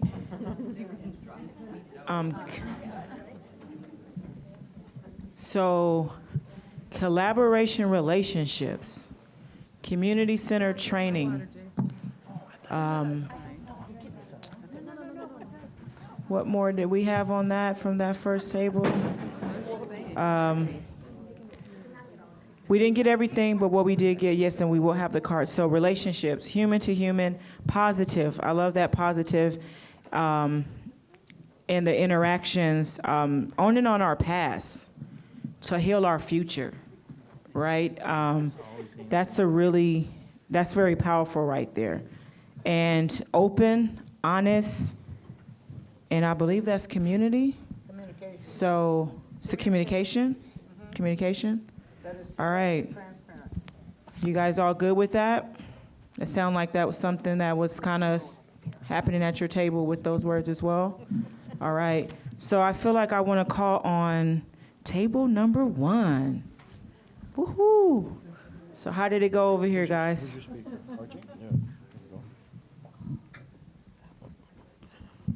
I pronounce my name or something? You say what? RJ? Okay. For my table, number 1, we want building trust, visible, plus integrating into the community. There's a responsibility in the community to treat each other, including the police, with respect, plus for officers to treat community with respect. Community engagement, where police have time to develop relationships within their neighborhood. We want the relationship to be sustained, familiar, friendly, trusting, and respectful. Thanks, RJ. That's our youth right there. That's the future. And that's who we're talking to about this change that we all want to see in this room and out in the streets. So I thank you, RJ, for being here. And so we just to reflect back, transparency, build trust, right? Integrate with the community, treating each other with respect, relationships, familiar, and trust. So like that word there, integrating trust into the community, again, that's powerful. So I thank you guys from table number 1 for giving us your feedback on that. So I don't know if we have time for another table. No, we don't, but we have cookies coming. Cookies, right? 15 minutes. It's 15 minutes. You guys take a 15-minute break. Oh, next question, not break, my bad. I was trying to let y'all have a little bit of a break, so Chris got it. Oh, You heard cookies and you heard break. So question number 2 is, what is the Police Bureau's responsibility to achieve that vision that you've talked about? If I could plant an idea in some of your heads. So as a police officer, I've been with the Police Bureau almost 26 years. And from day one, the organization trained me how to drive a car. They trained me how to use a firearm. They trained me how to use an ASP baton and pepper spray and all these tools and pieces of equipment on me. But one of the things that I think as an organization we may have assumed and overlooked was I've never been trained on how to build and form relationships. I've never been trained how to create a sustainable partnership with people in the community. I think that was assumed. And I think that, unfortunately, we come and we all raise our right hand and say we want to help people. And that's the number one reason we want to be police officers. We want to help folks. We want to make a change. We want to make it better. And yet we train in all of these other aspects, but we don't train on something that's so fundamental and something that the community has been asking and asking and asking for from us, and that is to have a real sustainable relationship with police officers. A lot of our folks, I think, want to do that. I don't know if they know how.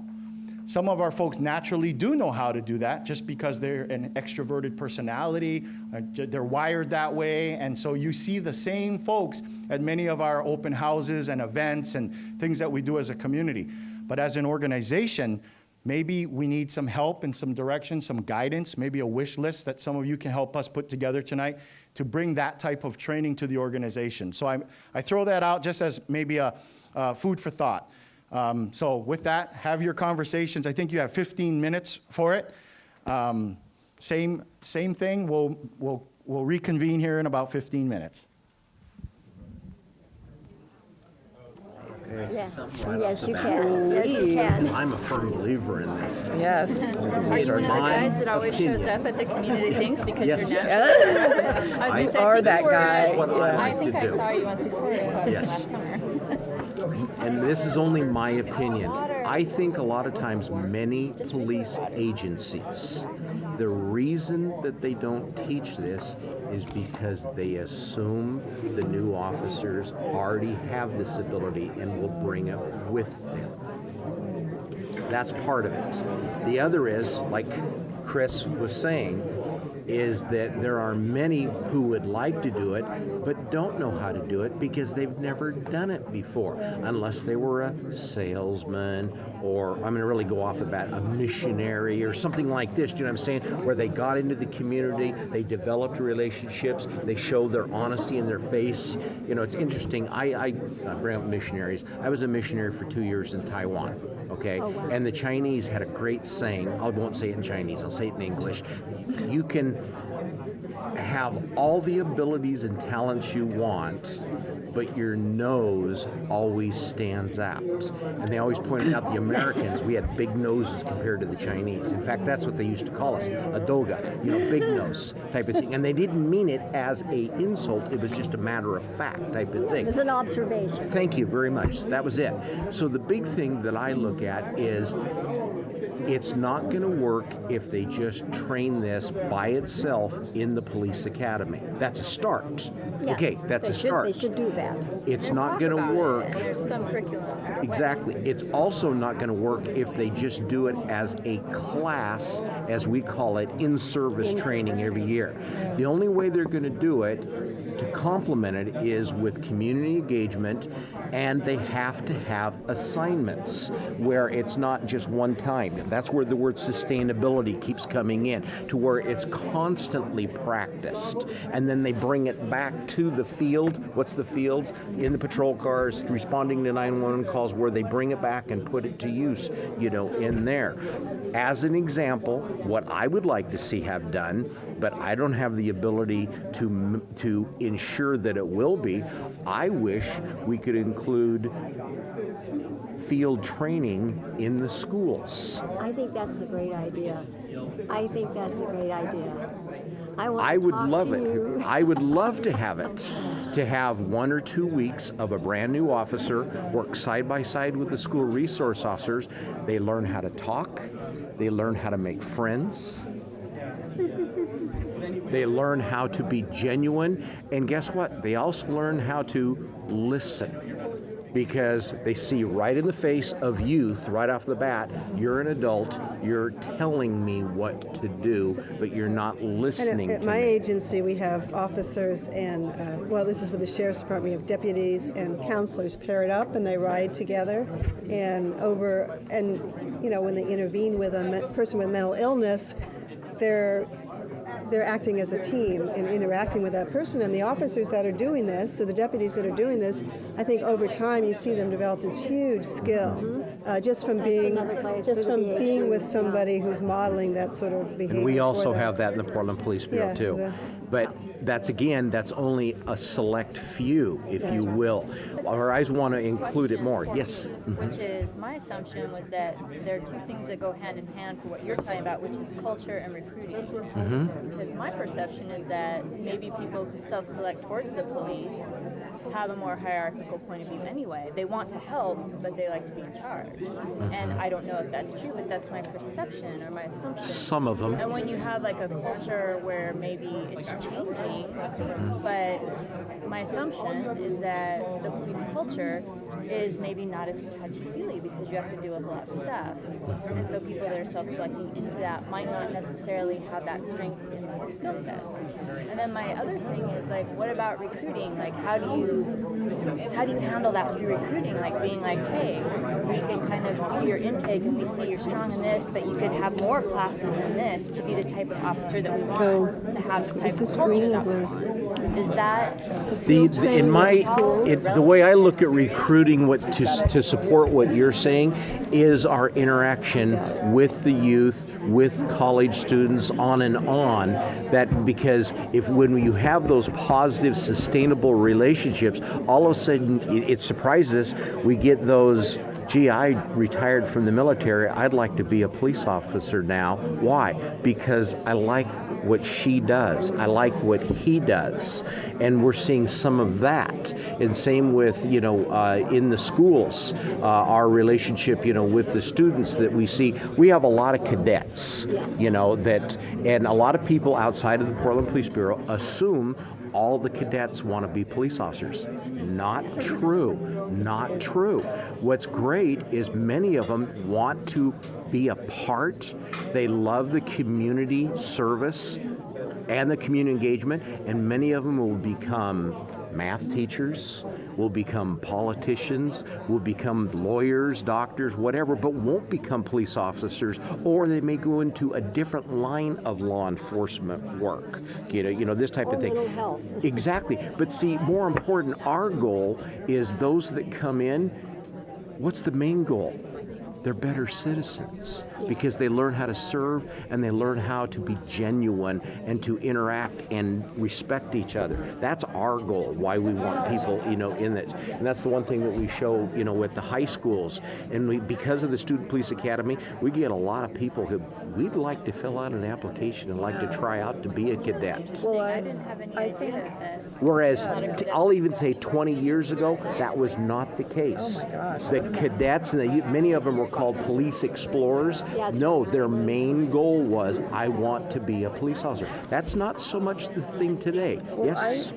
I like looking at, there's a few elements to this process. So I think it does have to start with recruiting. And this is gonna be a self-fulfilling cycle, I think. But if you're doing some of this later stuff with the schools, then the recruiting that'll start to just organically happen on its own. But there has to be intention behind recruiting people with these skills who want to achieve this kind of vision that we're talking about. But we can't just wait for the recruiting for the new people hired. We've got to Right, and then, so the next was, the training. Recruiting, training, and putting into practice on an ongoing, sustained way, including like the program that you're talking about and potentially others. But so there's this continuum. And we know that just training Not just culture, but the training, it has to be ongoing. And in the training advisory council, we're told that soft skills training is trying to be integrated into more of the in-service training, and I'm not aware of like specific courses in it, but I really liked what you said about the field training in the schools. That's really cool. Thank you. And we know that just classroom training doesn't work. You've got to do some role play or, be in the schools and be practicing what you're learning. I think it's also really important because the FTEP, I mean, when you get hired, you go through the field training, what's the E for? Field training something program. I think evaluation, yes. So all the officers for the first 18 months, they're on, they're getting trained. They're on probation. So they're going through 7 months of classroom and role play and hard skills training. There's some space there for more communication training. It's a perfect opportunity to actually have some training on how to build relationships, how to build programs, because we do expect officers to go out and create, see a problem, find out which community members want to work with you and help solve that problem. How do they do that? But we don't really teach them step by step, how do you actually do this part? And so you teach them that in the classroom, and then they're with their training officer and have their training officer specifically working on projects with them. I mean, that's part of their, they have to achieve one project while they're going through training. And then if it's part of the requirement, just all officers on a regular basis to be participating with different community members. And I think we leave detectives out. We leave the entire division of detectives out from how do they involve with the community? Because really they're seeing 5-minute warnings, folks. Oh, that was loud. 5-minute warning. I think the detectives are seeing people at even more vulnerable moments than officers. Almost every time the detectives are seeing people, they have been the victim of a crime that was worthy of a detective being assigned. So these are major crimes. And how are they integrating with the community? I have one other thing that came up a number of years ago in the CIT, the advisory board. And my observation was that if officers have they have a 2-year college of law enforcement, and it seemed to me that it would really, some of them come with bachelor's degrees and with more education. But it seemed to me, with all of the problems that we had with the mental health, that if these officers could have at least one term of mental health and then have another term where they actually were working in the field with the police in mental health, that would give them a lot more information or insight before they even applied as a police officer. But I know. I raised the bar. Yes, I raised the bar. I raised it really high. When I had do that after we hired. Well, yes, yeah. Well, this to me that says to me that if people who do take mental health education, college education, and maybe take law, that this would really make a well-rounded person to apply for police work. But I will say this, the behavioral health unit has been instituted, and it's done a really wonderful job of training the officers with the ECIT. Yeah, so I've been very pleased with that process. So, but anyway, I just wanted to throw that in there because this is something that I looked like maybe this would help. This was before we had your point is well taken. If we can't get enough police officers as it is, and so we need to not raise the bar to getting higher. Since we're just about to, perhaps we'll get called again to report out. You never know. We could be lucky twice. Okay. Here's what I have that we said should be the Portland Police Bureau's responsibility in this relationship building. First, the recruiting process should factor in relationship skills. And then we hoped for improved training at the academy. We said there should also be in-service training with assignments, and this should include the detectives as well. That there should be early career field training in schools, and that officers should then continue to build relationships with young people, for instance, through the cadet program. We mentioned collaboration a couple of times with mental health workers and said that would build skills. And then we also said that supervisors have to model this. It's not just. Yeah, I feel like that covered it pretty well. But I just We got want it? to say that Brian Parman is the captain that we work with a lot.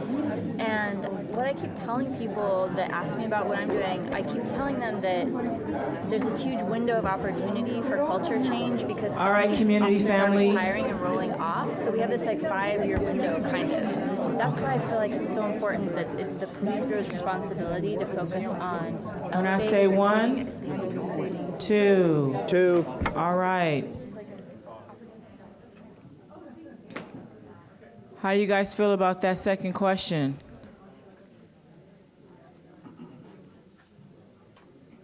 Cookies out there coming around.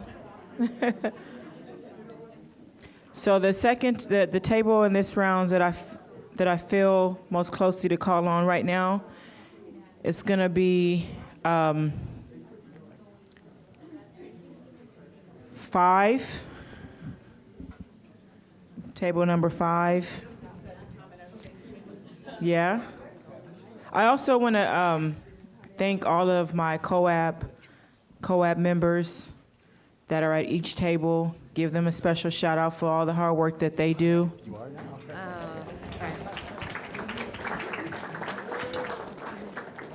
Like, this is not easy work on our end. And when we signed up for this, we said, 10 hours a month, a couple meetings. But it's been a challenge, but we worked through it. We had a really awesome retreat earlier this year that brought us back from what we dealt with on my end. I'm speaking for myself, how I felt the retreat went. And for me, I won't speak about more what it did, but like how it brought me most close together with some of our COAB members that were at the table and those that were not, that were there in spirit with us. So I'm very connected to this group, and I very appreciate their work that they do. They put in a lot of hours for those who can be here and who cannot. So thank you guys for this activity. So we had a second question, and I said table number 5. So I want to call on whoever that note taker is. Is that one of my COAB members? Me. All right. So our table, we had a short list, actually, of what the Police Bureau's responsibility is to achieve the vision of the things we spoke of prior, as far as building trust and relationships. So some of the things that we have listed is that the police should be responsible for following procedures and protecting communities, that the police should be responsible for relationship building and possibly having some relationship trainings. There should be a proper use of power and/or authority. There should be accountability inside and outside of the precinct. When officers see other officers acting in ways that are inequitable, for them to call each other out. There should be resources for police to be able to get help if they need it, so that they don't act out in the community or against other officers. That the police should be responsible and take responsibility to see things through, from creating change inside of the precinct and inside of the police bureau to the outside into the communities, and that every officer should see that as their own personal responsibility to create positive changes. So that's our short list. Yeah, that was a really good list. So some key words that came out of that was respect for, what would that be there? Following procedure, responsibility, relationship building, what's that? Proper use of power, right? One thing for me is when I talked to Captain about, when I see an officer standing, I know it's heavy, but when I went through that training, I felt a little bit more different holding my vest because it was like that's authority. So that's another way when we're talking about our power. Calling each other calling each other out, right? Calling each other out. Resources. There's also a need for the officers to have those resources that they need to take care of themselves when they're not feeling like they can speak to someone, but maybe listen to an outside voice would be helpful. Seeing things through, personal respect to create change. So thank you, table number 5. And I also want to touch on table number 8 for me to report out. So whoever would like to take that.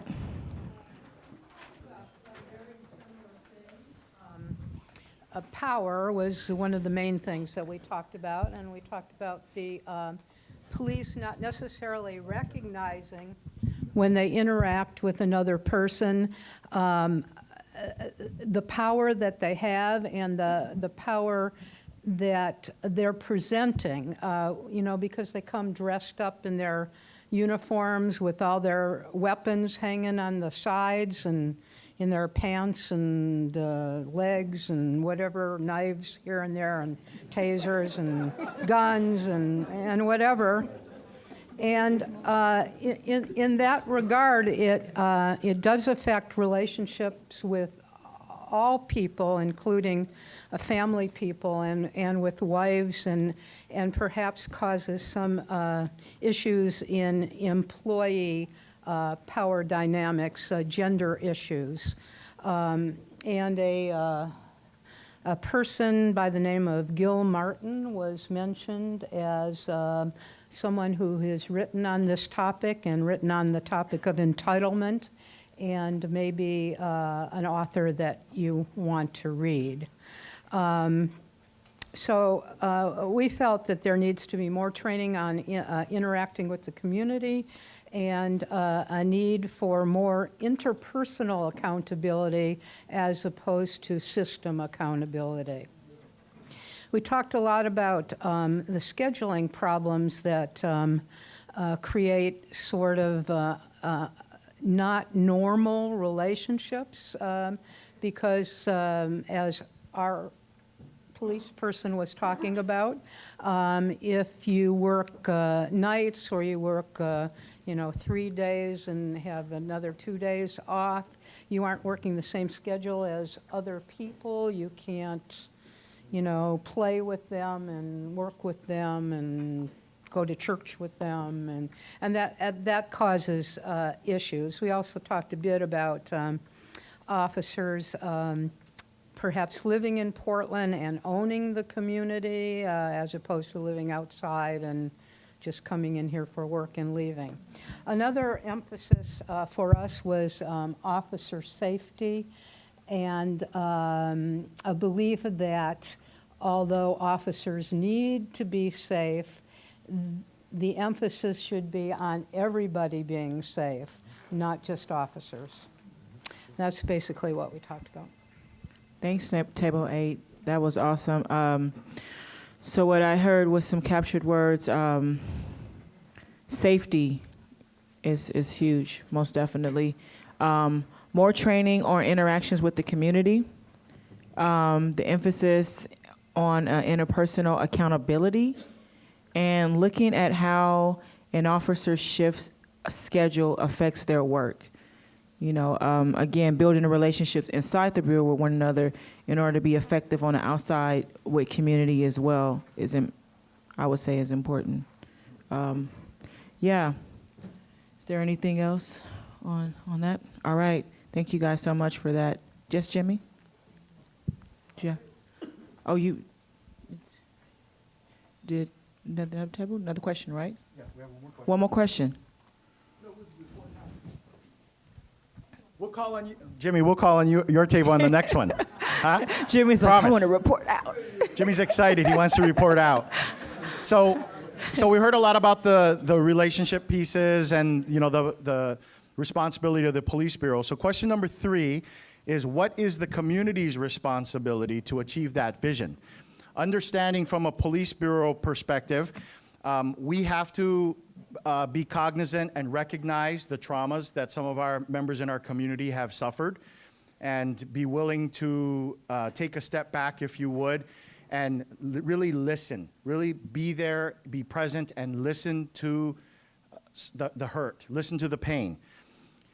If we can do that as a police organization, it really opens the doors to the community, and it helps the community take that necessary step forward to maybe meet us halfway, or at least take a little incremental step towards that.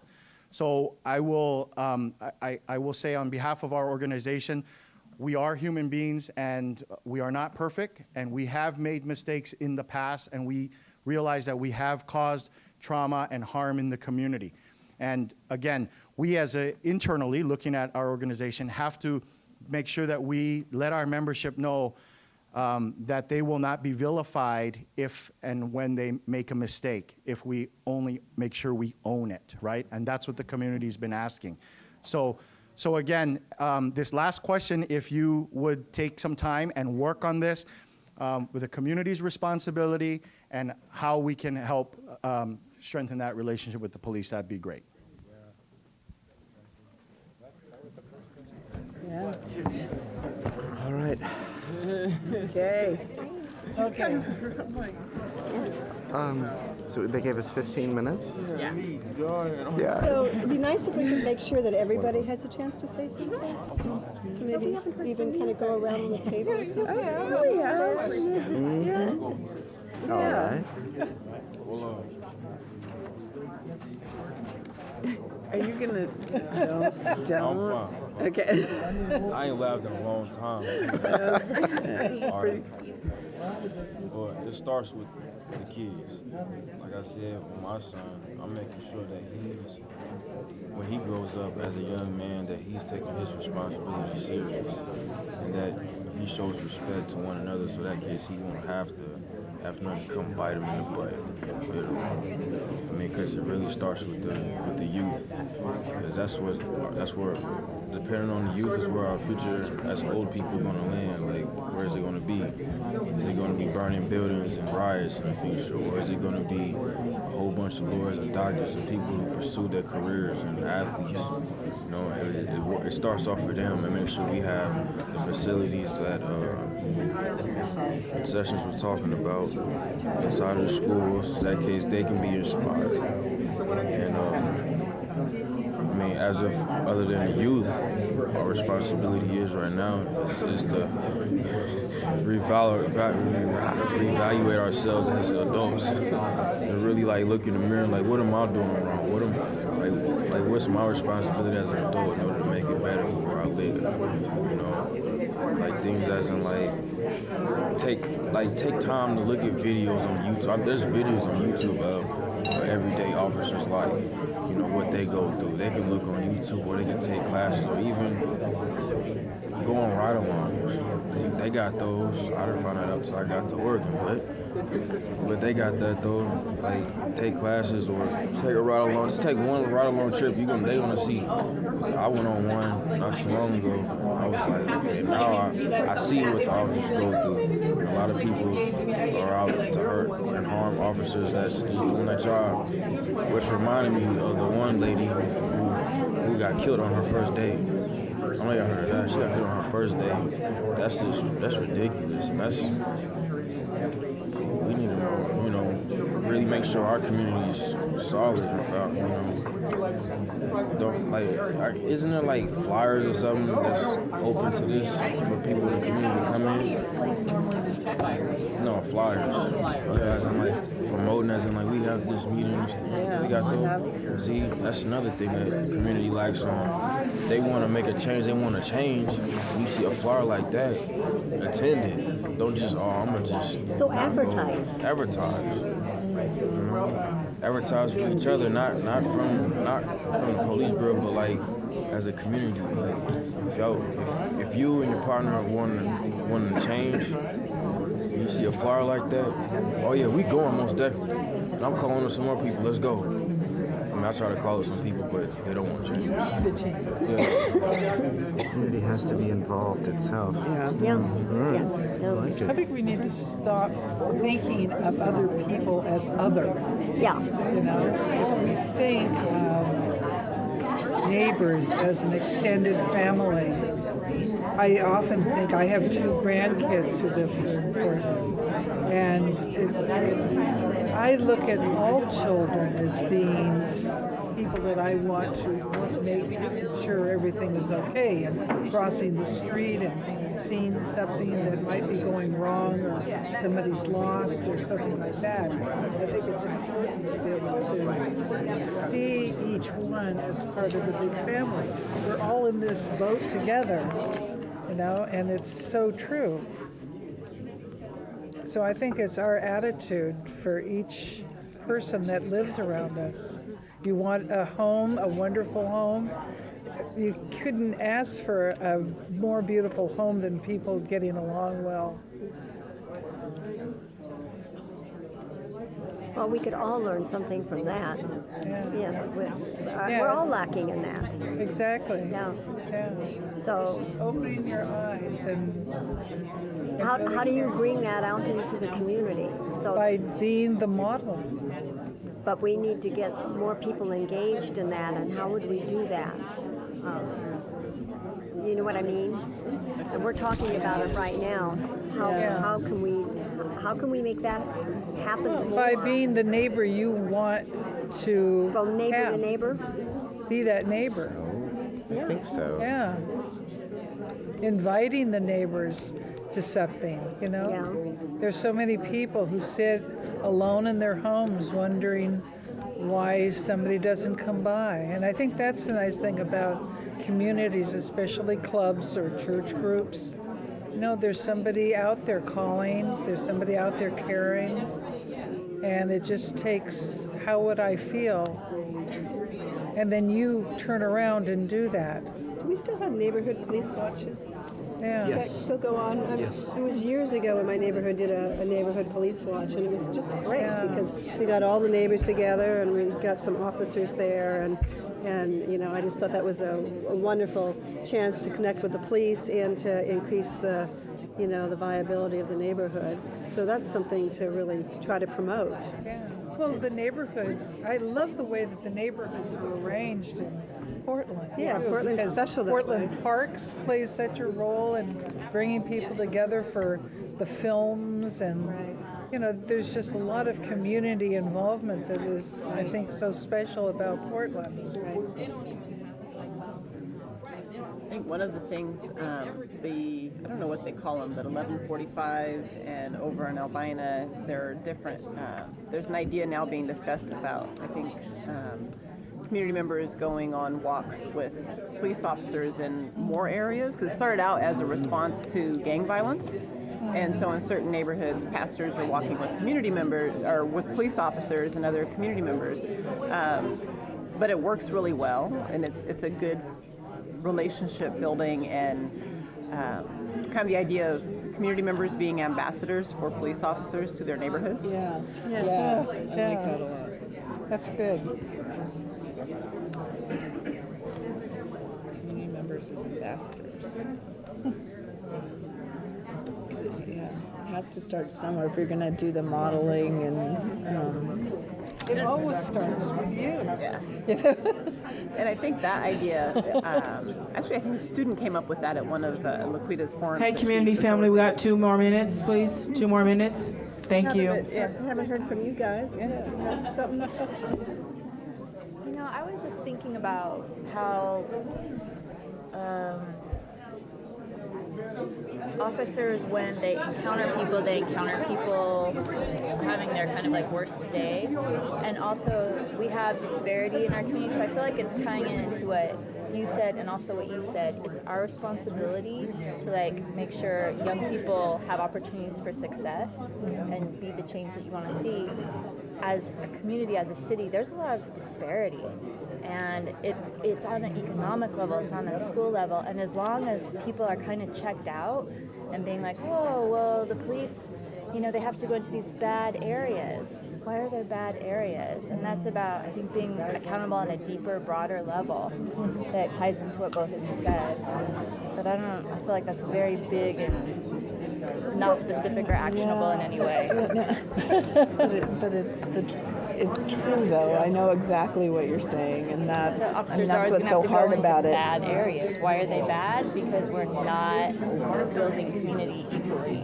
That's right. And that comes down to taxes and how those taxes are spent, So as a unfortunately. community, can we Right. advocate for more equitable Right. city conditions? Yeah. Like, it's all in a domino effect. Like the reason why that area is bad, when people say it's bad, because it's due to people who's living off of disability and government income for all their life, and then rents get boosted up. Then they got no choice but to sell drugs. When they sell drugs, they got to learn how to defend themselves from getting robbed. And when they get robbed, you're gonna have to shoot somebody or stab somebody or defend yourself in order to make it out and see another day, which leads in all the domino effect. It's like raising the kid right, and then if he goes in the opposite direction of where you're trying to raise him, then you got to worry about his safety. And then when he's causing in the streets, and then it's all going to be a big mess because it basically boils down to the babies, like raising them right in the right direction. Really. What's our obligation to make sure that there's a full competency for students? That's right. So that domino. All right, it's time. When I say one, it's our last question. Two. All right. Give you guys a couple seconds to rush it up. Table number 7. Mr. Jimmy. Timmy gonna report. Yes. Thank you. Hello, you guys. We've had some good conversation over here on all 3 topics and even more. I'd like to get them all in since you guys didn't call on me. But what is the community's responsibility to achieve this vision? And that is to achieve the vision of relationships between police officers and the community. And our expectations is to build capacity to handle issues that police have to handle. There are issues that police need to handle. They come into the community and they need to do certain things. But our responsibility is for us to be able to police ourselves. People in the community or any community should have like the neighborhood watch, the night watch, the school watch, police ourselves as much as we possibly can. And that way, when police do have to come into the communities to do certain kinds of things, it'll make their jobs even easier. And also, it'll make our communities even safer because we're all in this together. We're all responsible for one another. Every police officer in this place, in the city, comes from a community. So he or she, we need them. We need each other. We're all one. We talked about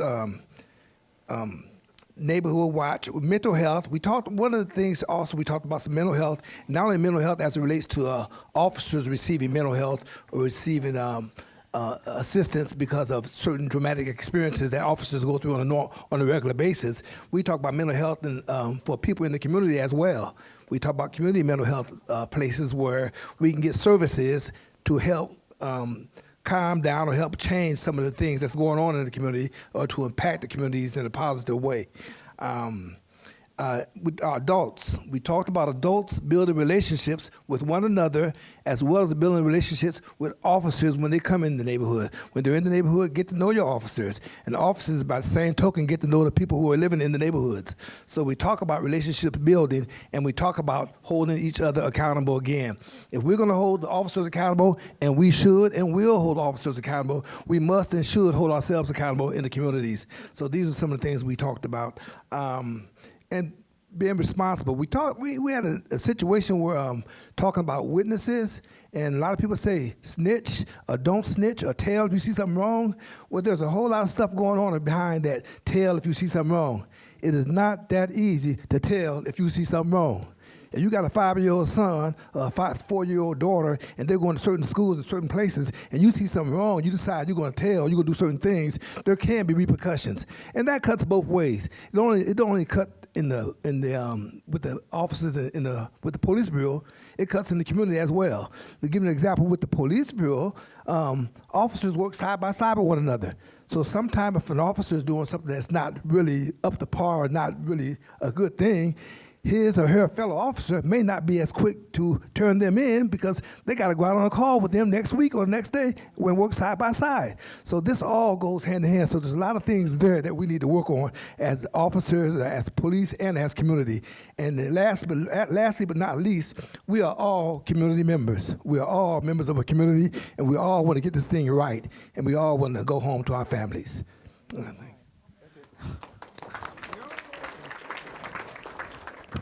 Okay, Jimmy, I do not need to say much about that.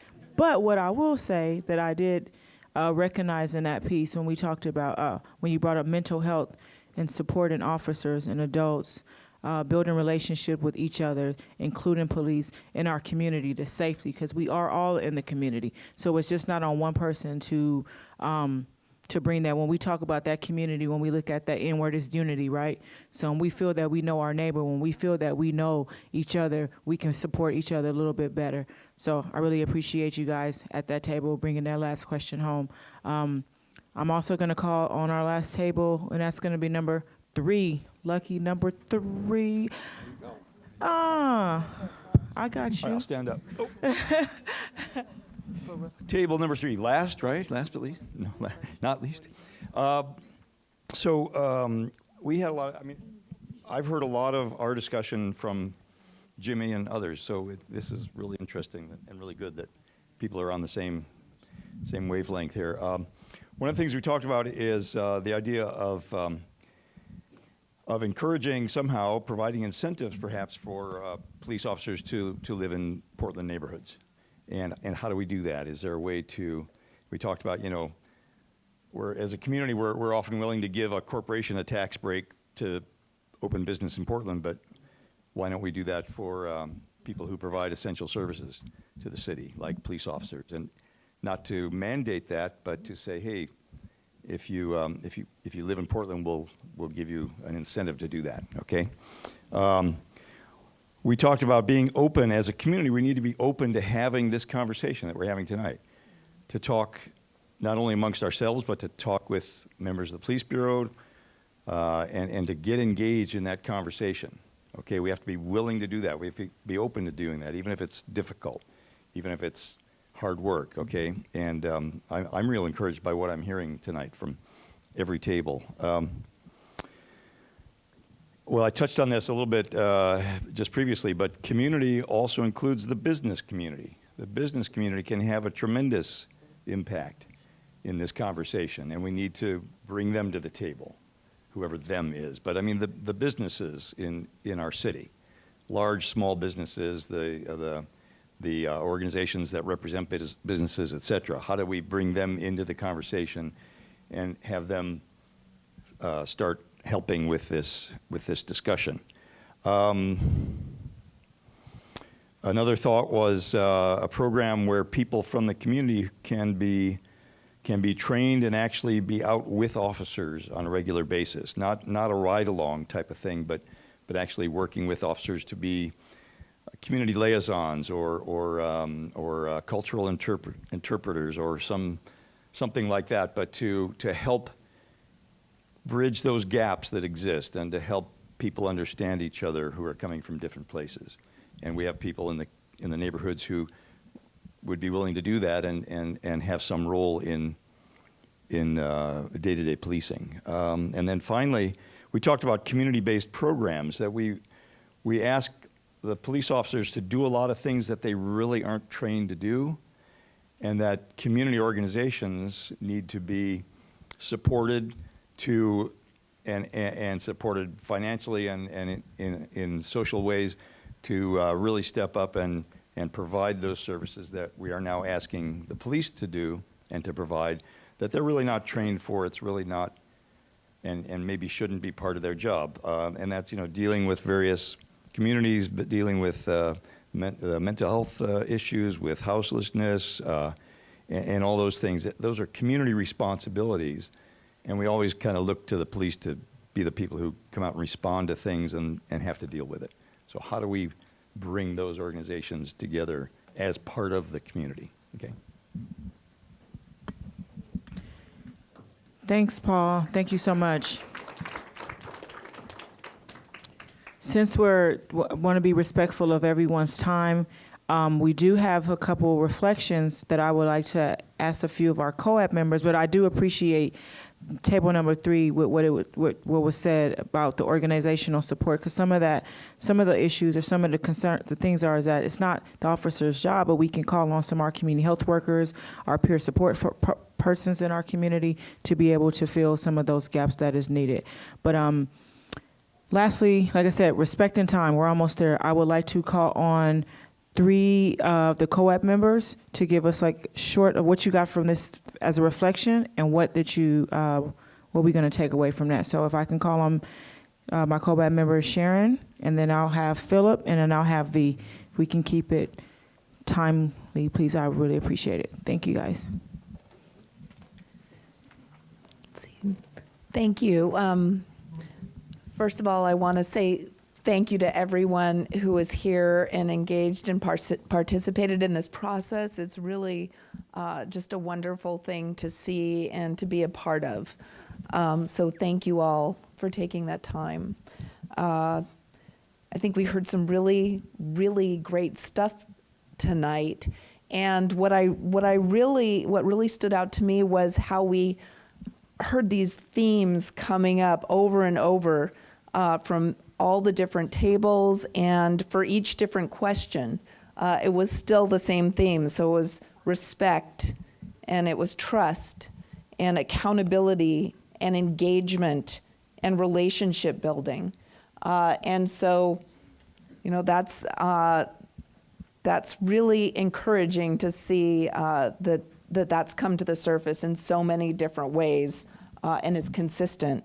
But what to me was one of the most encouraging things was the talk about the engagement of our youth. And that is such an important piece of this. And I was very fortunate to sit at the table with RJ, and he just really demonstrates where we can go and what our future can be.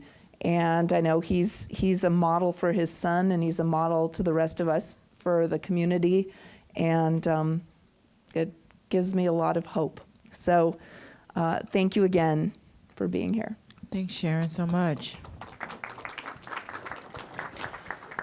Can I'm going to call on my COAB member, Philip, please.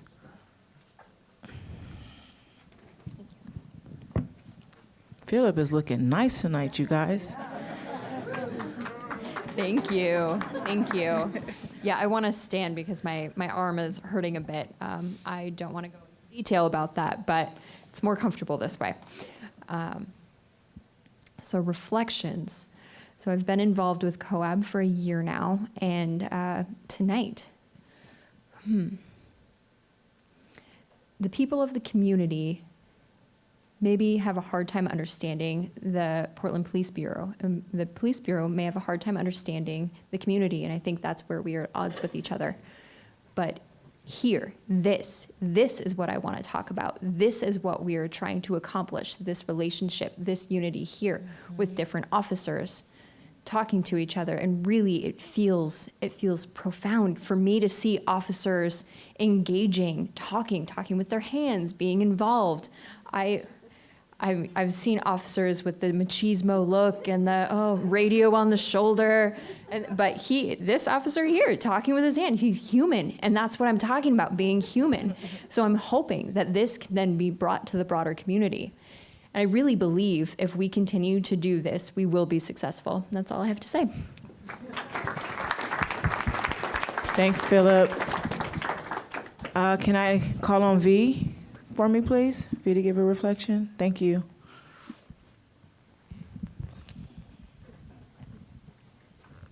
Hi there.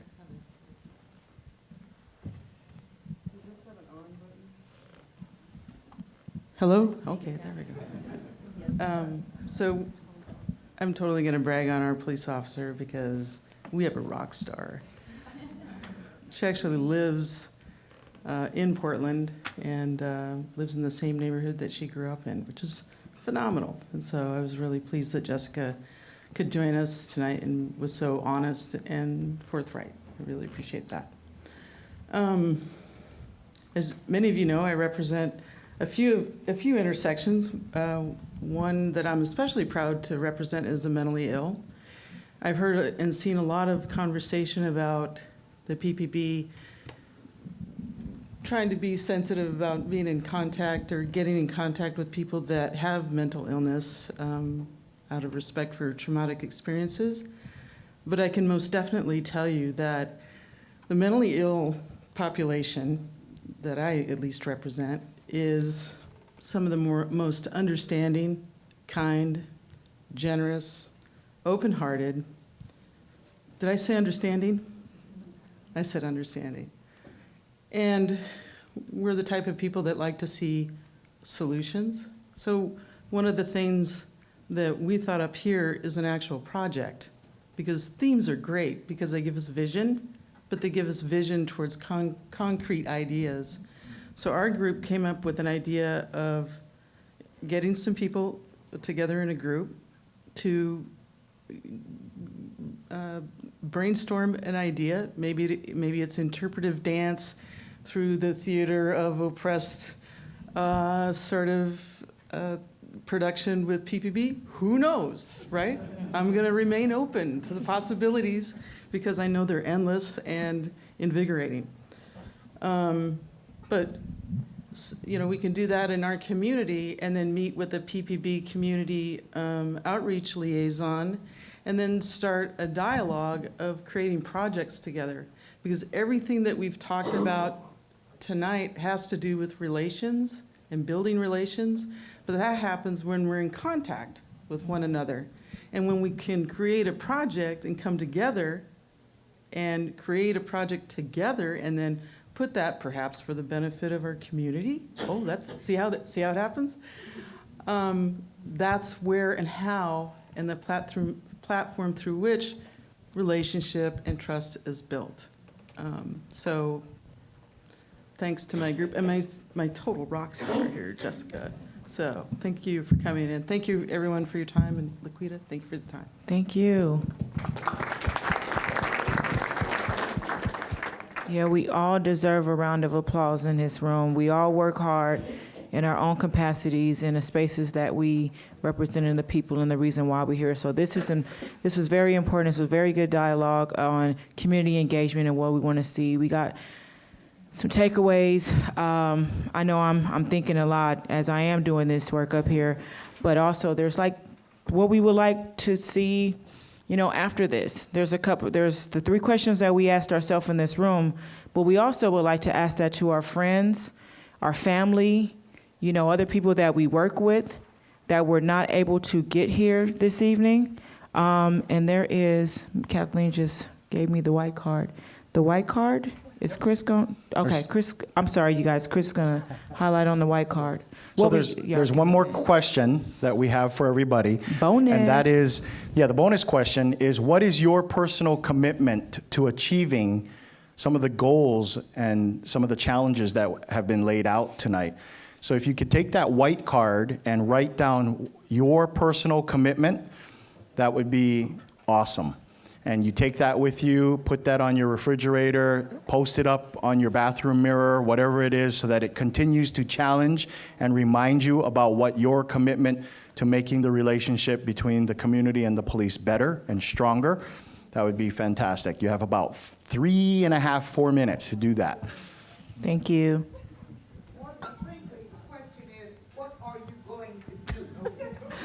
Kathleen say, what are you going to do? What are we going to do?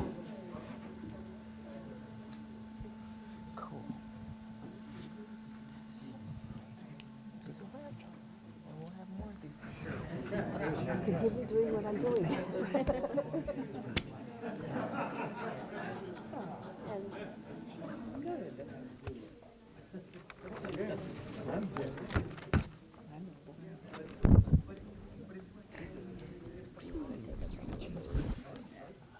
I don't know. Here, just no, I don't want that. Pass it around. I'll pass it around. There you go.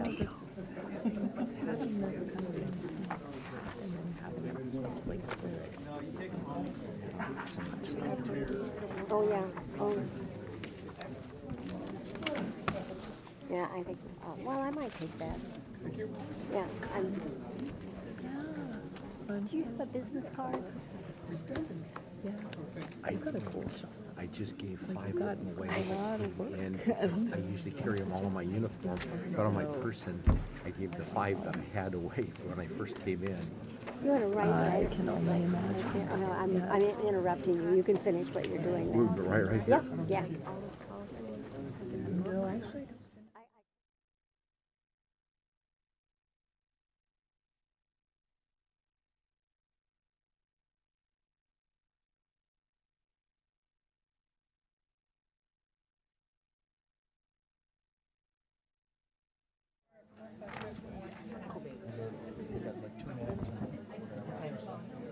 You can also note that it gives a little bit of information on what happens next. All of this is going to be posted where? Tonight. CocoCoab.org. Coco Coab, it's all going to be there. And when will it be there? By the end of next week, hopefully midweek. By the end of next week. Okay.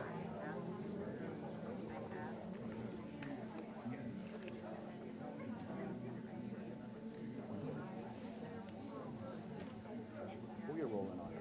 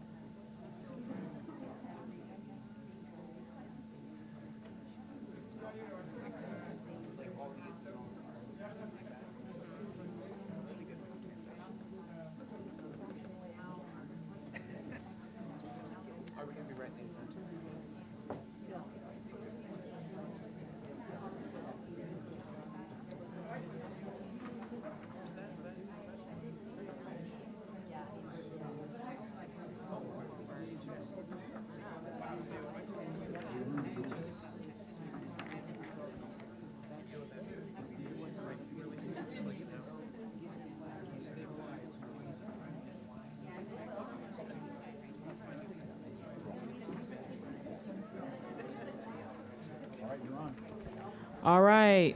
Thank you guys so much. Everybody good? Thank you. So we got the white card with the commitment, things that we're going to, I'm going to do it too. I didn't get a chance to do it, but I will make sure that I make that commitment. So just know that I'll do that. 3 big questions that was asked tonight.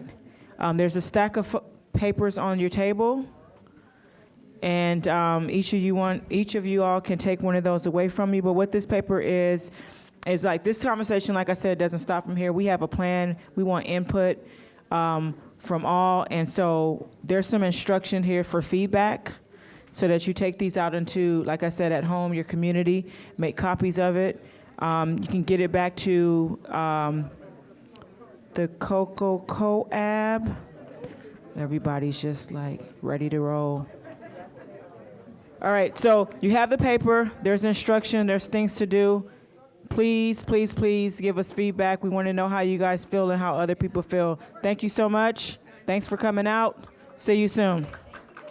You're welcome. Anything else? Yep. Oh, one last thing. One last thing. Can you make sure that all of your cards, the pink, the blue, and the green card, can you make sure you get that to Amy or to Mandy? And at the end of next week, they're going to have all of these cards posted on the website at the end of next week. Okay?